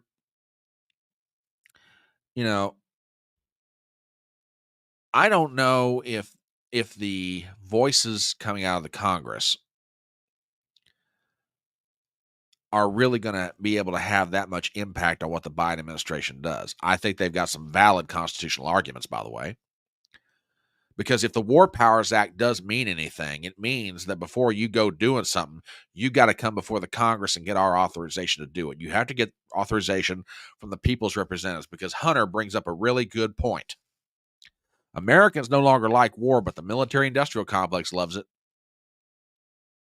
Americans don't like war. If you're going to use the military assets and the military personnel of this country, then by George, you better come before the people's representatives, make a very compelling case as to why you need to do it, get authorization, and then go do it. Now, the War Powers Act, in the perspective of some, and I cannot disagree with this, more or less has become, the equivalent of what you wipe your feet on before you walk through the door. It's a doormat. But if the members of Congress, Democrats and Republicans, progressives, conservatives, libertarians, if they're serious about this, then here's your chance to prove it. Because you better get a rein on the Biden administration right now. You better get him reined in. Because if left to their own devices, Biden, Lloyd Austin, Blinken, Jake Sullivan, and the rest of them, these guys have got the potential to ratchet this thing up, and we're going to get into one major mess. And again, God forbid it happen. I don't want to see this. Nobody wants to see this. I think Hunter's point is completely valid. Americans don't want war. They don't like war.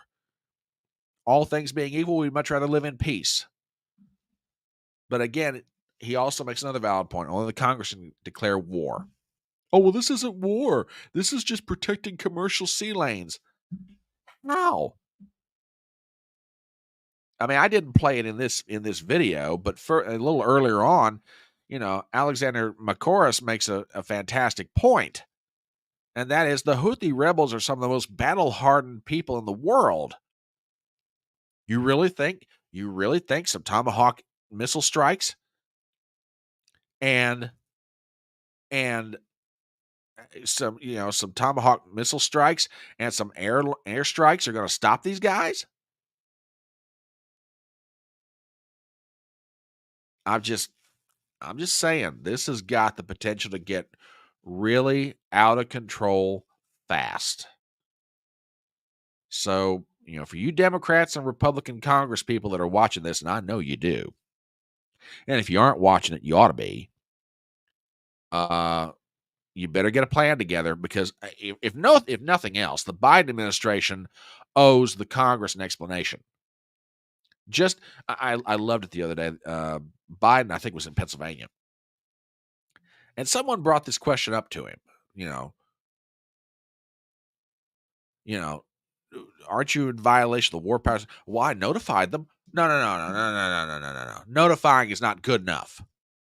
Now, I forget who it was a minute ago I read in that article from Breitbart, but they're right. Notifying the Congress isn't good enough. By George, you better come and you better get a vote on this. Yeah, sadly, I think you're right.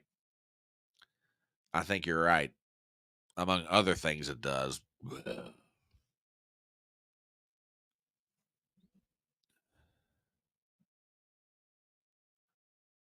Yeah, point.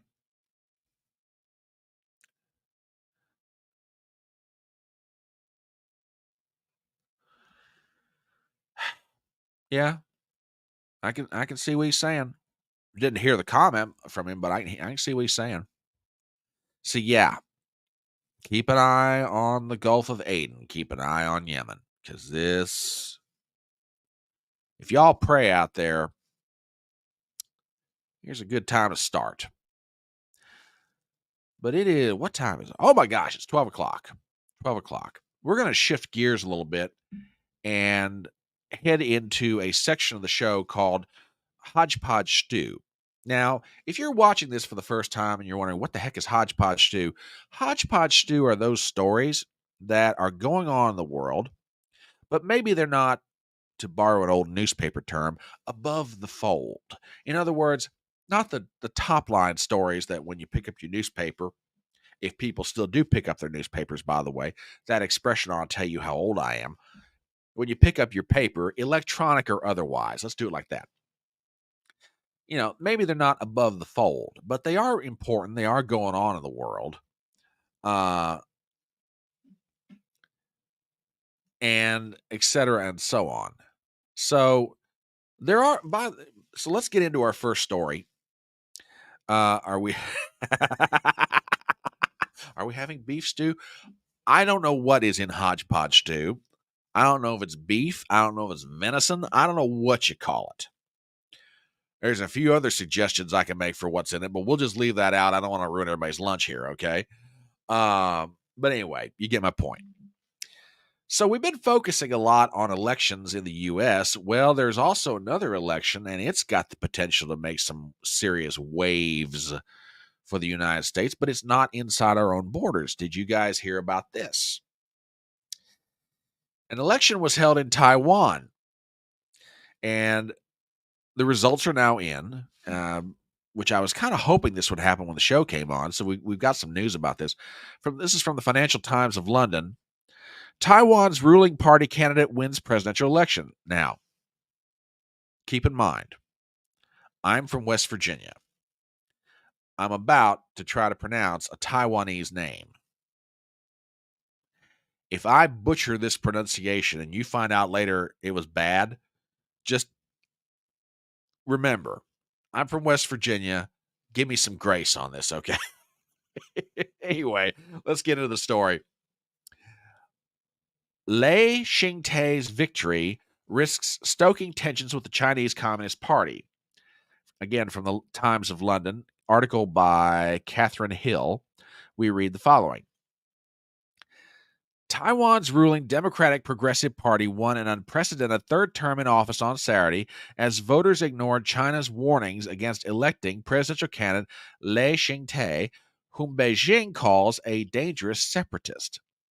With more than 90% of the votes counted, Lai won with 40%, according to the Central Election Commission. Hu Yu-he from the Kuomintang, the largest opposition party, had 33.5% of the vote, and Ko Wen-je from the smaller Taiwan's People Party attracted 26.5%. Although the DPP lost its parliamentary majority and Lai's vote was more than 17 points lower than President Tsai Ing-wen's when she was reelected in 2020, the party won a higher share of votes for its nationwide list of legislators at large than expected. It's the first time since Taiwan began holding free and direct presidential elections in 1996 that any party has held power beyond 2 four-year terms. The result could drive Beijing to ratchet up pressure on its democratic neighbor. Quote, Taiwan has told the whole world that between democracy and authoritarianism, we stand on the side of democracy and will continue to walk side by side with the democracies of the world, Lai said. The Taiwanese people have successfully resisted efforts by external forces, translation, China, to influence the results of our elections. Only people of Taiwan have the right to elect our president, he added in response to Beijing's efforts to sway the vote.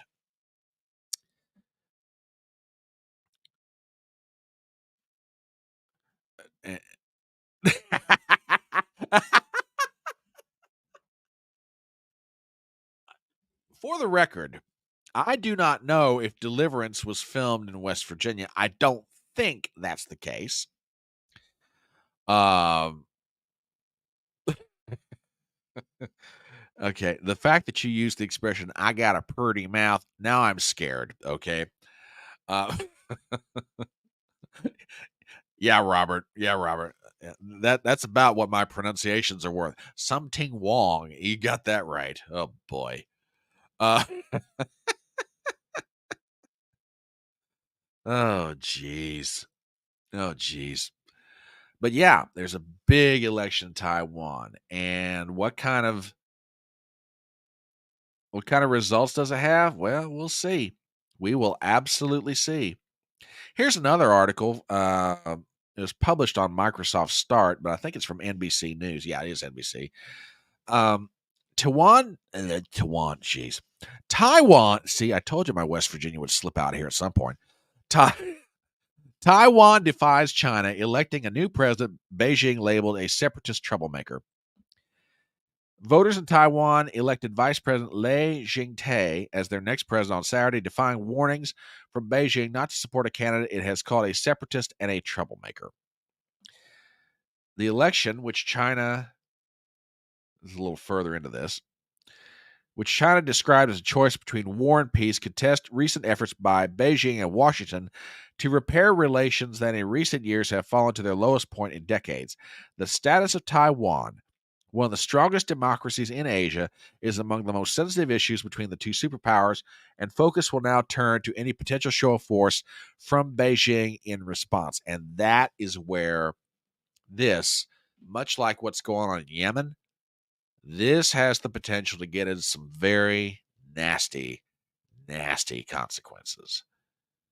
Because everybody knows the Chinese have been wanting to bring Taiwan back into the fold for the longest time. And basically the Taiwanese flipped China the Taiwanese finger of friendship and said, screw you. We're our own country, and this is our election, and you're not going to tell us who we're going to vote and not vote for. So like I say, buckle up, folks, because this can get really interesting. Really interesting. Oh, dear. So let's see. What else is going on in the world? By the way, y'all, have you heard that the first brat is back in the news? There's Hunter Biden news. And I won't say finally, but I've come across a nickname that, to me, I guess sums up how I feel about Hunter Biden. You've heard that the wife of the president is. We'll get to that, Z Highness. You hold on. We're going to get to that. At least the tunnels I think you're talking about, anyway. But you've heard that the wife of the president is referred to as the first lady, and in the case of Kamala Harris, as she is the vice president, her husband is, I believe, his title is referred to as the first gentleman. Well, we here on the Electronic Front Porch have come up with a nickname now for Hunter Biden to go along with the many different titles that he's managed to acquire for himself over the years. Given that he is the son of the American president, we here on the Electronic Front Porch refer to him as the first brat. So the first brat is back in the news, and I don't get this one. Well, okay. Your nickname for him, Lou, that's all I'm saying. But the first brat is back in the news for what I feel to be has got to be one of the strangest things I think I've ever heard of. Now, before y'all say anything, strange because it's kind of one of those deals where you're like, why are you doing this? Seriously? Why are you doing this? So let's go to the New York Post. And when it comes to covering the first brat, they're brilliant at it, by the way. Oh, first cuck is Kamala's hubby's title. Oh, okay. See what you're saying now, loser. Hunter Biden storms out of House hearing after showing up unexpectedly in chaotic Capitol Hill scene. Okay, let me set this up. Now, y'all may remember that the House Oversight Committee, chaired by James Comer of Kentucky, had issued a valid, lawful subpoena to Hunter Biden to come testify before the committee in closed-door session to give a deposition. Okay. So on the day that Hunter Biden is supposed to show up, he gives a press conference out in front of the steps of Capitol Hill, and with theatrical flourish, proceeds to tell God and the world, I'm ready to talk, and then gets in a car and drives off, doesn't show up for the deposition, blows off the subpoena, and basically gives a Delaware middle finger to James Comer and the members of the Oversight Committee. Well, as you might expect, the members of the Oversight Committee and Chairman Comer were none too happy about this turn of events. So they were preparing to take a vote on a motion to hold Hunter Biden in contempt of Congress. That's what this hearing was the other day. Well, rather unexpectedly, Oh yeah, I saw that. We'll get to that. We'll get to that. I'll pull it up real quick. But yeah, I definitely want to get to that. He shows up. And what happened next was varying forms of chaos. And let's go to this article from the New York Post.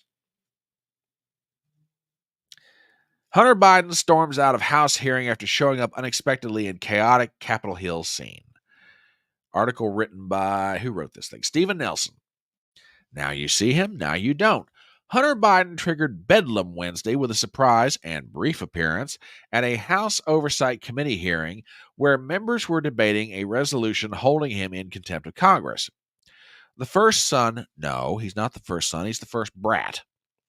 The first brat, 53, showed up with his lawyer, Abby Lowell, and sugar brother, Kevin Morris, and sat in the front row of the hearing room, causing an uproar among the panel's Republicans before leaving 17 minutes after he arrived with what appeared to be the camera crew for a long-awaited documentary in tow. And this is what Gypsy was talking about. I asked the question at the very beginning, why is he doing this? Oh, apparently old Hunter's got himself a documentary in the works. Nancy Mace, Republican from South Carolina, tore into Hunter Biden during her remarks, calling him the epitome of white privilege. My first question is, who bribed Hunter Biden to be here today? Mace began. I love that woman. I'm really starting to love that woman. Looking at Hunter Biden, she said, "You are the epitome of white privilege, coming into the Oversight Committee, spitting in our face, ignoring a congressional subpoena to be deposed. What are you afraid of? You have no balls." Mace added, "I think Hunter Biden should be arrested right here, right now, and go straight to jail." A little further into this article, the younger Biden skipped a scheduled December 13th deposition by claiming he would prefer to testify publicly before the world in the impeachment inquiry into his father's role in foreign business ventures, which would allow the panel's many eccentric members to filibuster on behalf or otherwise go off message. Subpoenas for Hunter Biden's testimony were issued last year by the Oversight and Judiciary Committees, and both panels voted along party lines Wednesday afternoon to refer a contempt resolution to the full House. Well, what are we to make of all this? I think Gypsy is absolutely right. Let me see if I can find her tweet real fast. Hang on. Give me a second here. Because she is absolutely, as usual, 100% on the mark. This is not about just giving the Delaware middle finger to the committee. She is absolutely right. Absolutely right. Oh, come on here. Hang on. Y'all talk amongst yourselves for a second. I didn't post that much on Twitter this week, so this shouldn't take me that much to find. Give me 1 second here. Come on. Come on. Working on it, working on it, working on it.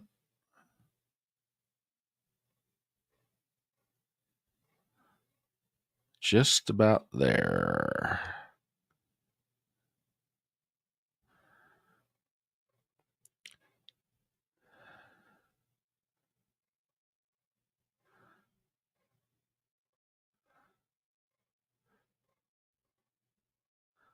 Yeah, this is a completely valid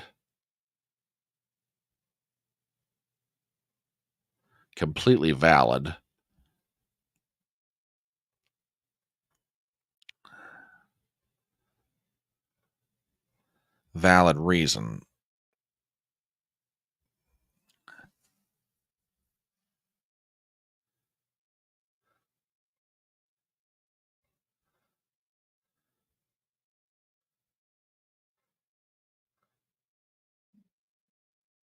Anyway, I'm still looking for it, so hang on, folks.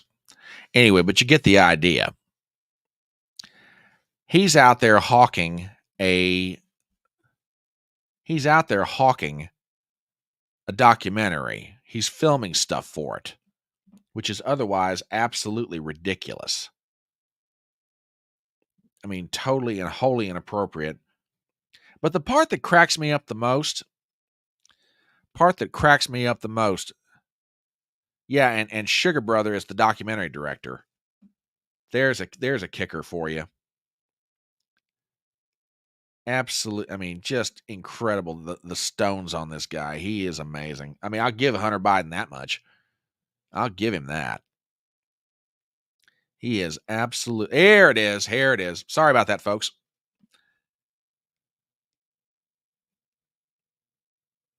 Yeah, here we go. Let me get this pulled up. Sorry about that. Sorry about that, folks. Yeah, here it is. Photos reveal why Hunter Biden decided to make a dramatic entrance, and it's all for profit. This is an article written by George Rowe.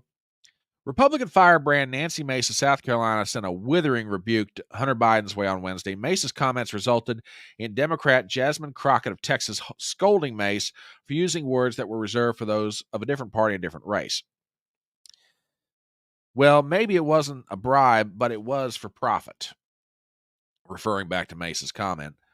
For people who were at Hunter Biden's hearing today, who was operating the DJ Ronin 4D, this is a Netflix spec camera, and I have not seen one of these in a hearing room before. Is this for Hunter Biden's documentary?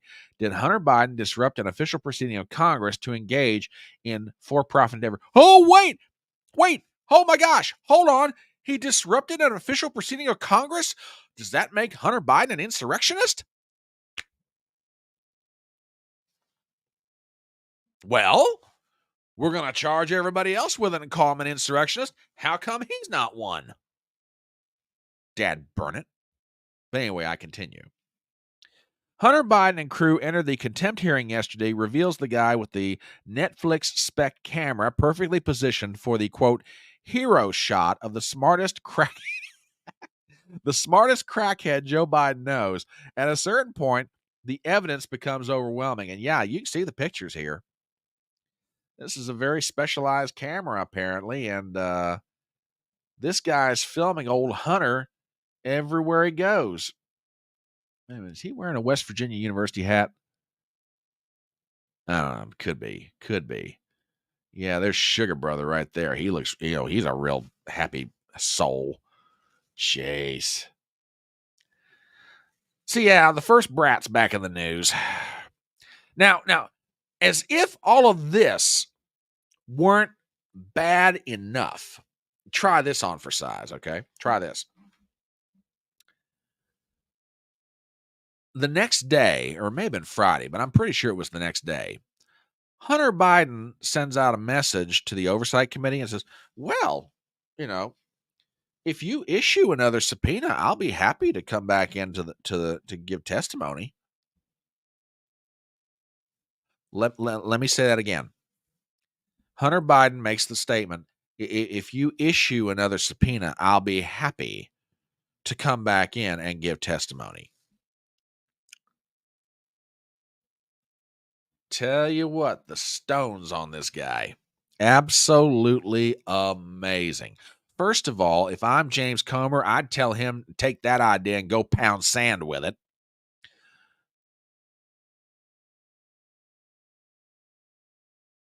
And if I were Comer, I'd be like, hey, you had your chance, big boy. We issued a subpoena. You got the subpoena. You acknowledged the fact you got the subpoena by that stunt you pulled out on the steps of the Capitol. You chose not to adhere to the requirements of the subpoena. You didn't show up for the deposition.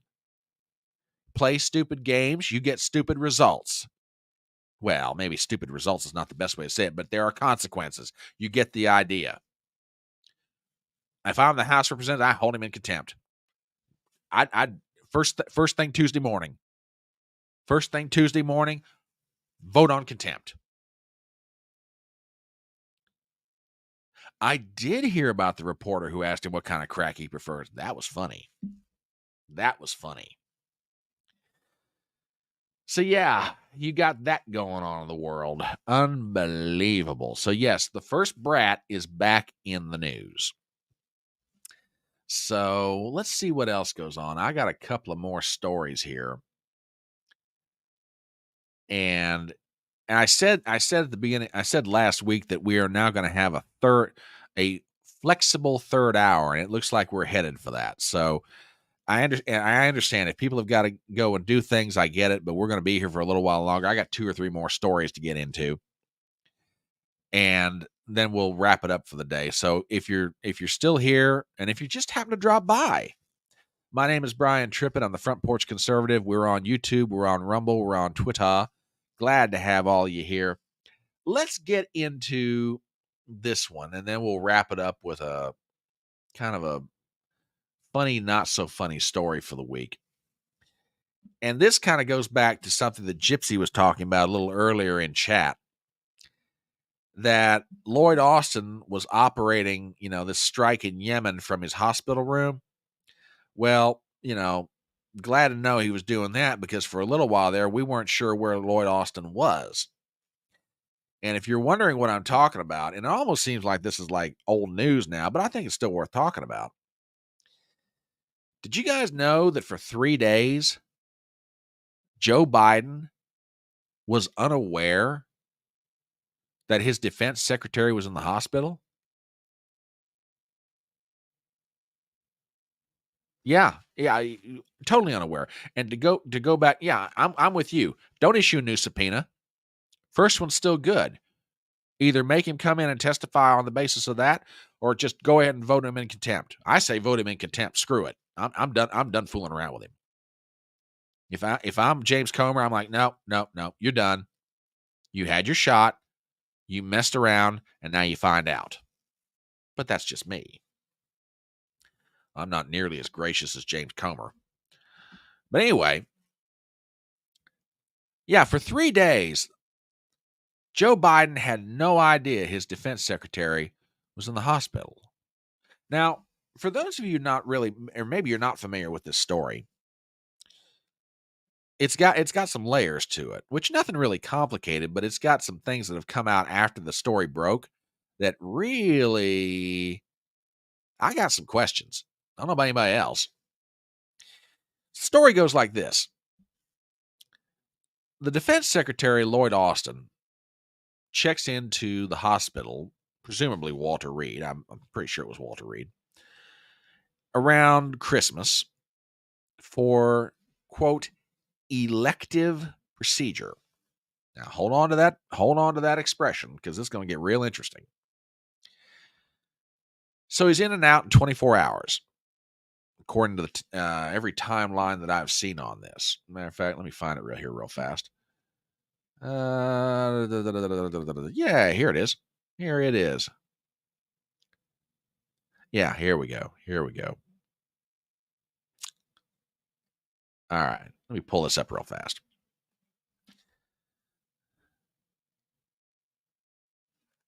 So on December 22nd, he goes in for, quote, an elective medical procedure.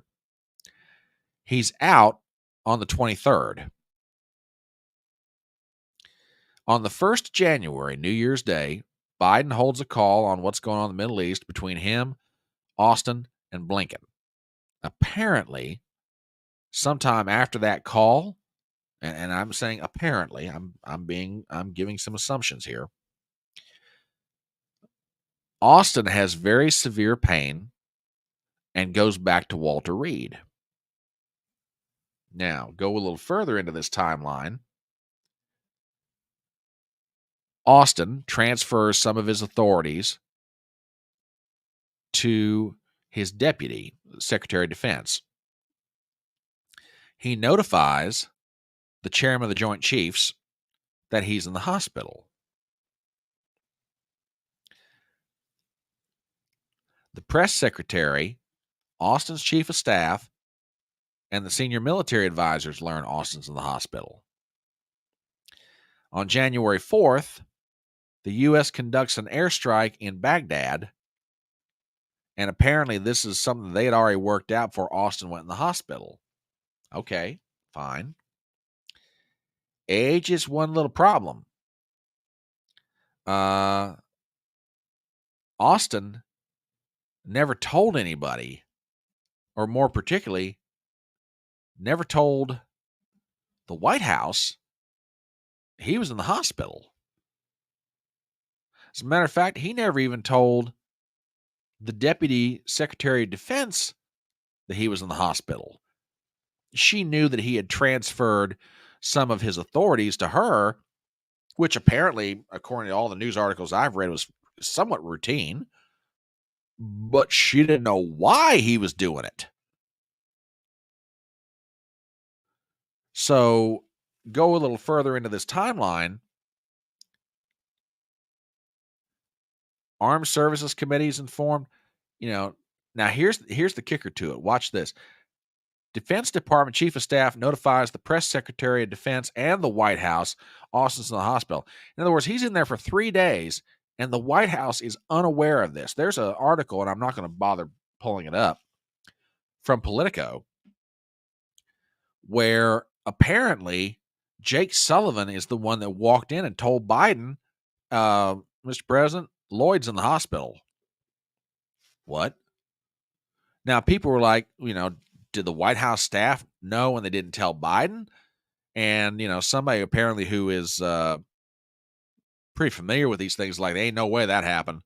Because if the president would have found out before somebody told him, the first person he would have gone to would have been the National Security Director, Jake Sullivan. And I can see that. That makes perfect sense to me. So, yeah, nobody, the president, the Secretary of State, the National Security Advisor, Jake Sullivan, even the Deputy Secretary of Defense had no idea Lloyd Austin's in the hospital.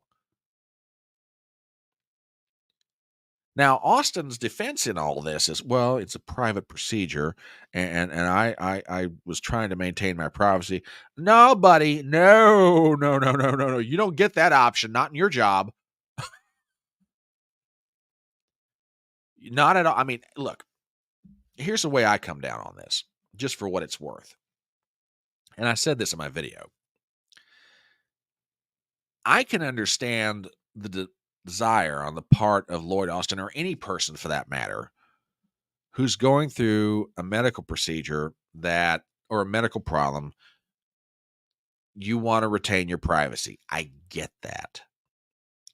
But Lloyd Austin is not just any citizen of the United States.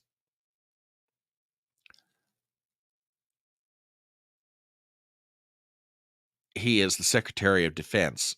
He answers directly to the president. And other people have brought up a very legitimate point. What if some military crisis had broken out while Austin's in the hospital? The president picks up the phone to call the Secretary of Defense and comes to find out, yeah, oh, by the way, sir, he's not available right now. He's recovering in ICU, which, by the way, he was. That period from January the 2nd to January the 4th, he's in ICU. Which goes back to something else. I mean, I've got another question. And I agree with Robert's point completely. Nothing is ever normal with the swamp. But here's a question that I've got. In this procedure back in December, yeah, he was in and out in 24 hours. Was he ever under anesthesia? And if he was, did he transfer authority to the Deputy Secretary of Defense? We don't know. Or if I haven't seen stories about it. So I have no idea. No idea. Here's where I come down on this. Like I said, I can understand his desire for privacy, but you're the Secretary of Defense. And dude, you answer to the president. I mean, you've got the obligation and furthermore the responsibility to tell the president what in the world's going on with you. Which, by the way, goes to something that Gypsy pointed out, that we don't have proof of life on Austin, that according to some reports, that he was in a bunker in Ukraine. That's what this whole thing's about. It's a cover story. I'm like her. I'd like to see him. And yeah, Gypsy, you may be absolutely right, dear. There's no doppelganger up and ready to take his place. That's why you haven't seen him out in public. which literally he's conducting all this stuff right now from a hospital room at Walter Reed. This stuff going on in Yemen.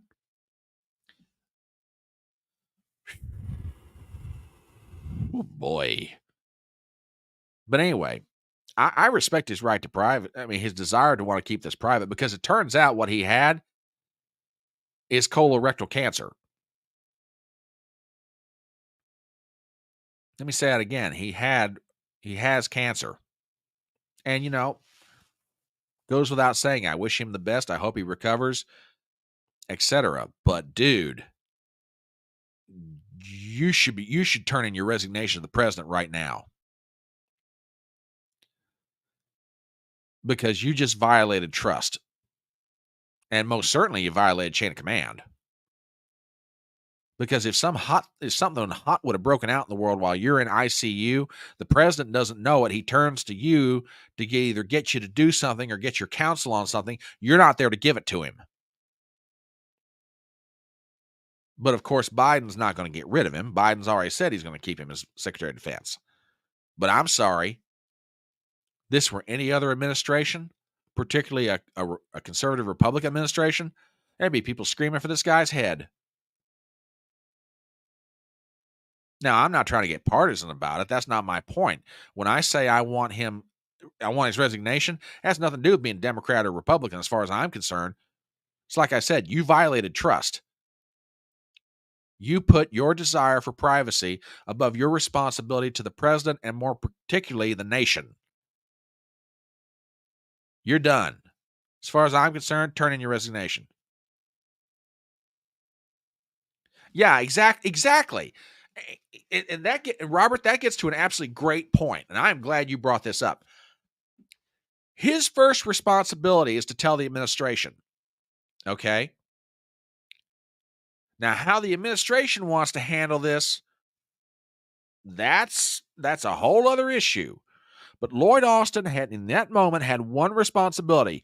You pick up the phone, and the first phone call is to the president as soon as you're able physically to do it. And say, Mr. President, I am unwell. I am on my way to Walter Reed Hospital. I don't know what's wrong. I am voluntarily checking myself in. I have transferred my duties and my powers in part or in whole to the Deputy Secretary of Defense. I don't know how long I'm going to be here, but here's where I am, and here's what's going on. Now, what Joe Biden and the administration do with that after it's over with, that's up to them. And we can debate that the blessed day long. Okay?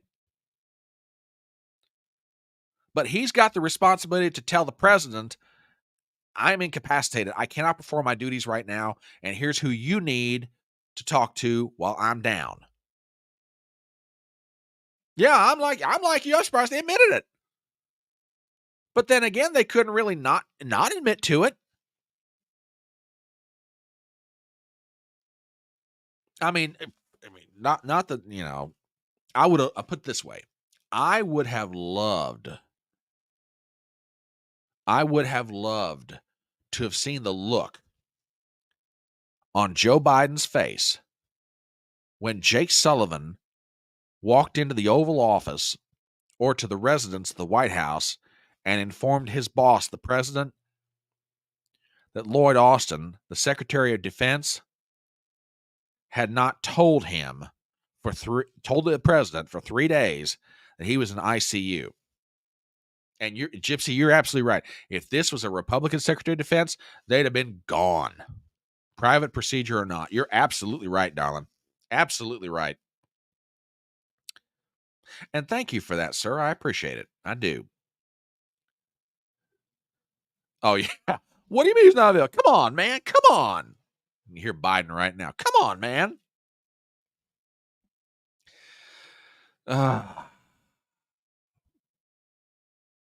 There's moments I'm glad I'm a content creator.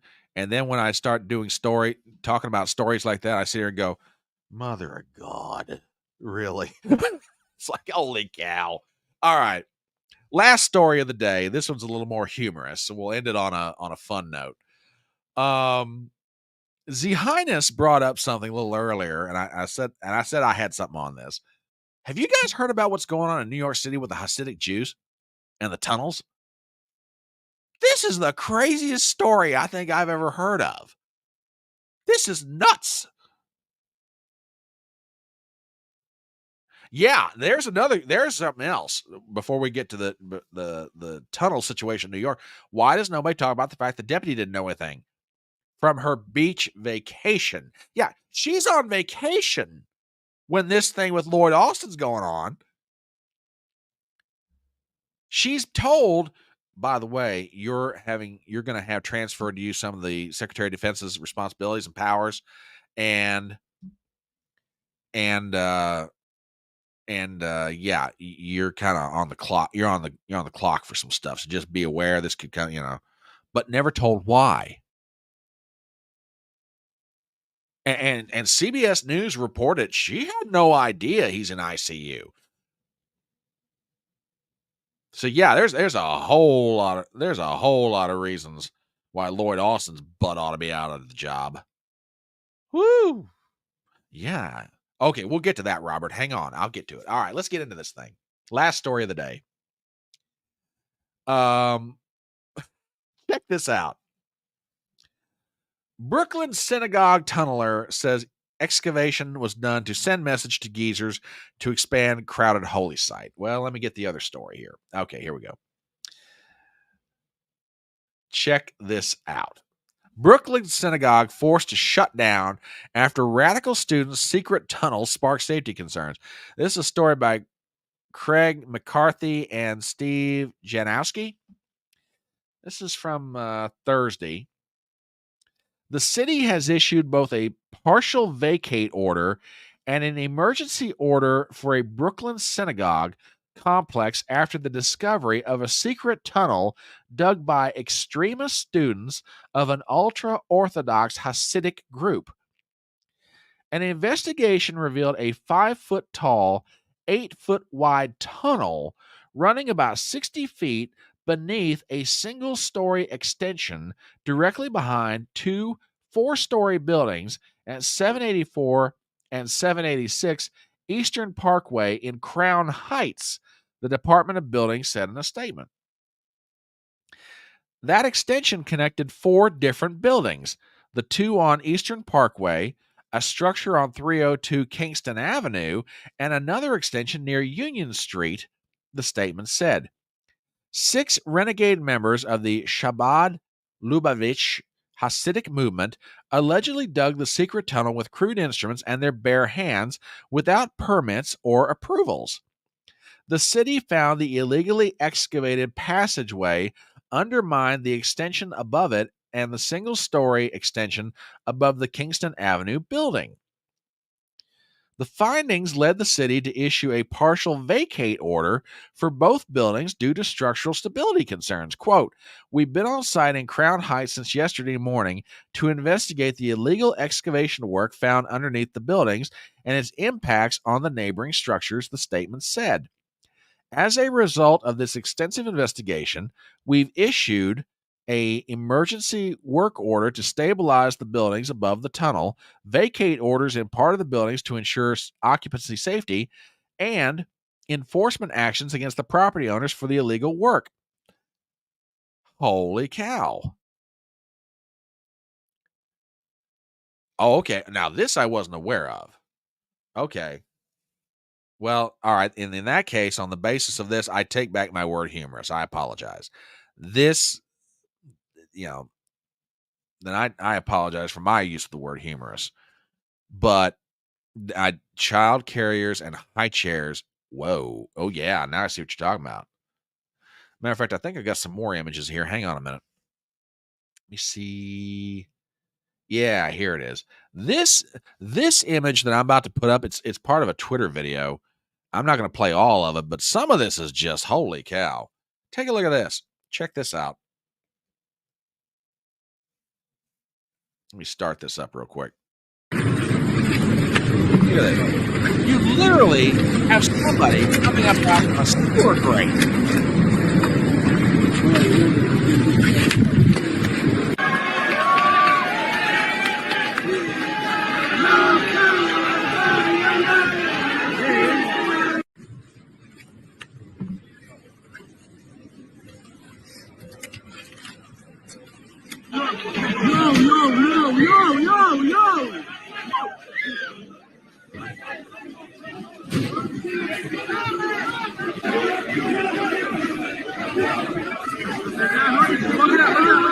Now, from what I've understand, from what I've read about this,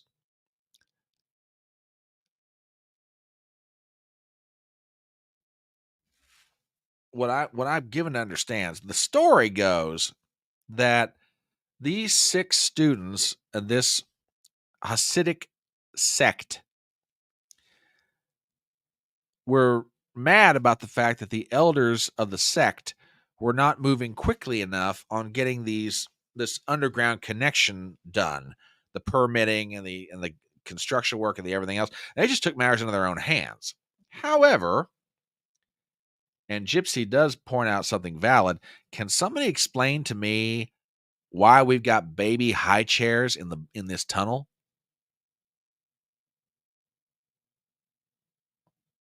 I mean, I'm not. This is kind of why we got a baby high chair down here, and child carriers. Somebody anybody got a really good explanation on that one? Again, I haven't read all the way through the article, but that's just crazy. You know, I don't know that I'm going to do a video about this next week, but I'm going to read about this a little further because this is absolutely just holy cow, man. But yeah, that was going. Oh. Children's Museum direct. Ooh, man, that's got the potential for some weirdness. If just leave it right, we'll just leave that right there. But yeah, that's just weird, really weird. Whew, crazy.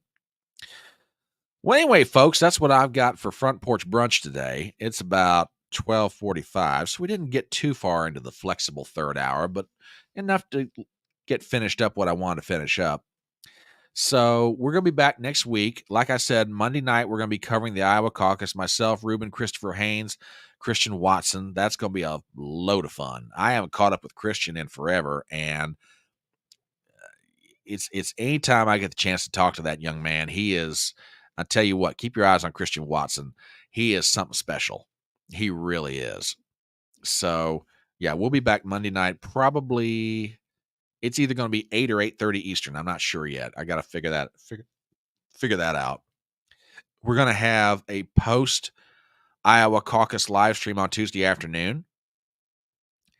And that's going to be fun. That's going to be, I mean, if Christian wants in on that, he's glad to. I hadn't invited him to it, not because I was trying to exclude him. It just, I didn't know what his schedule was. And I just kind of, put that one together real quick.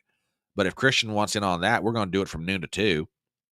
And so, yeah, then we're going to have the interview with Gothics next Thursday night at 6:30.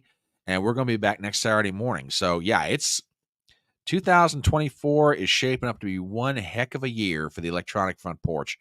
And you guys are awesome. I mean, I say it all the time, and I mean it from the bottom of my heart. You are the best daggone audience on the internet. I love you guys. So yeah, let's get ready, get some sleep, rest up, take a nap, take some vitamins, all that good stuff. We're going to be back, like I said, Monday night, and I'll repost my interview with Professor Tim Hagel tomorrow. But yeah, it's going to be a wild, wild week. So anyway, you guys have fun this Saturday morning. Thank you for being here.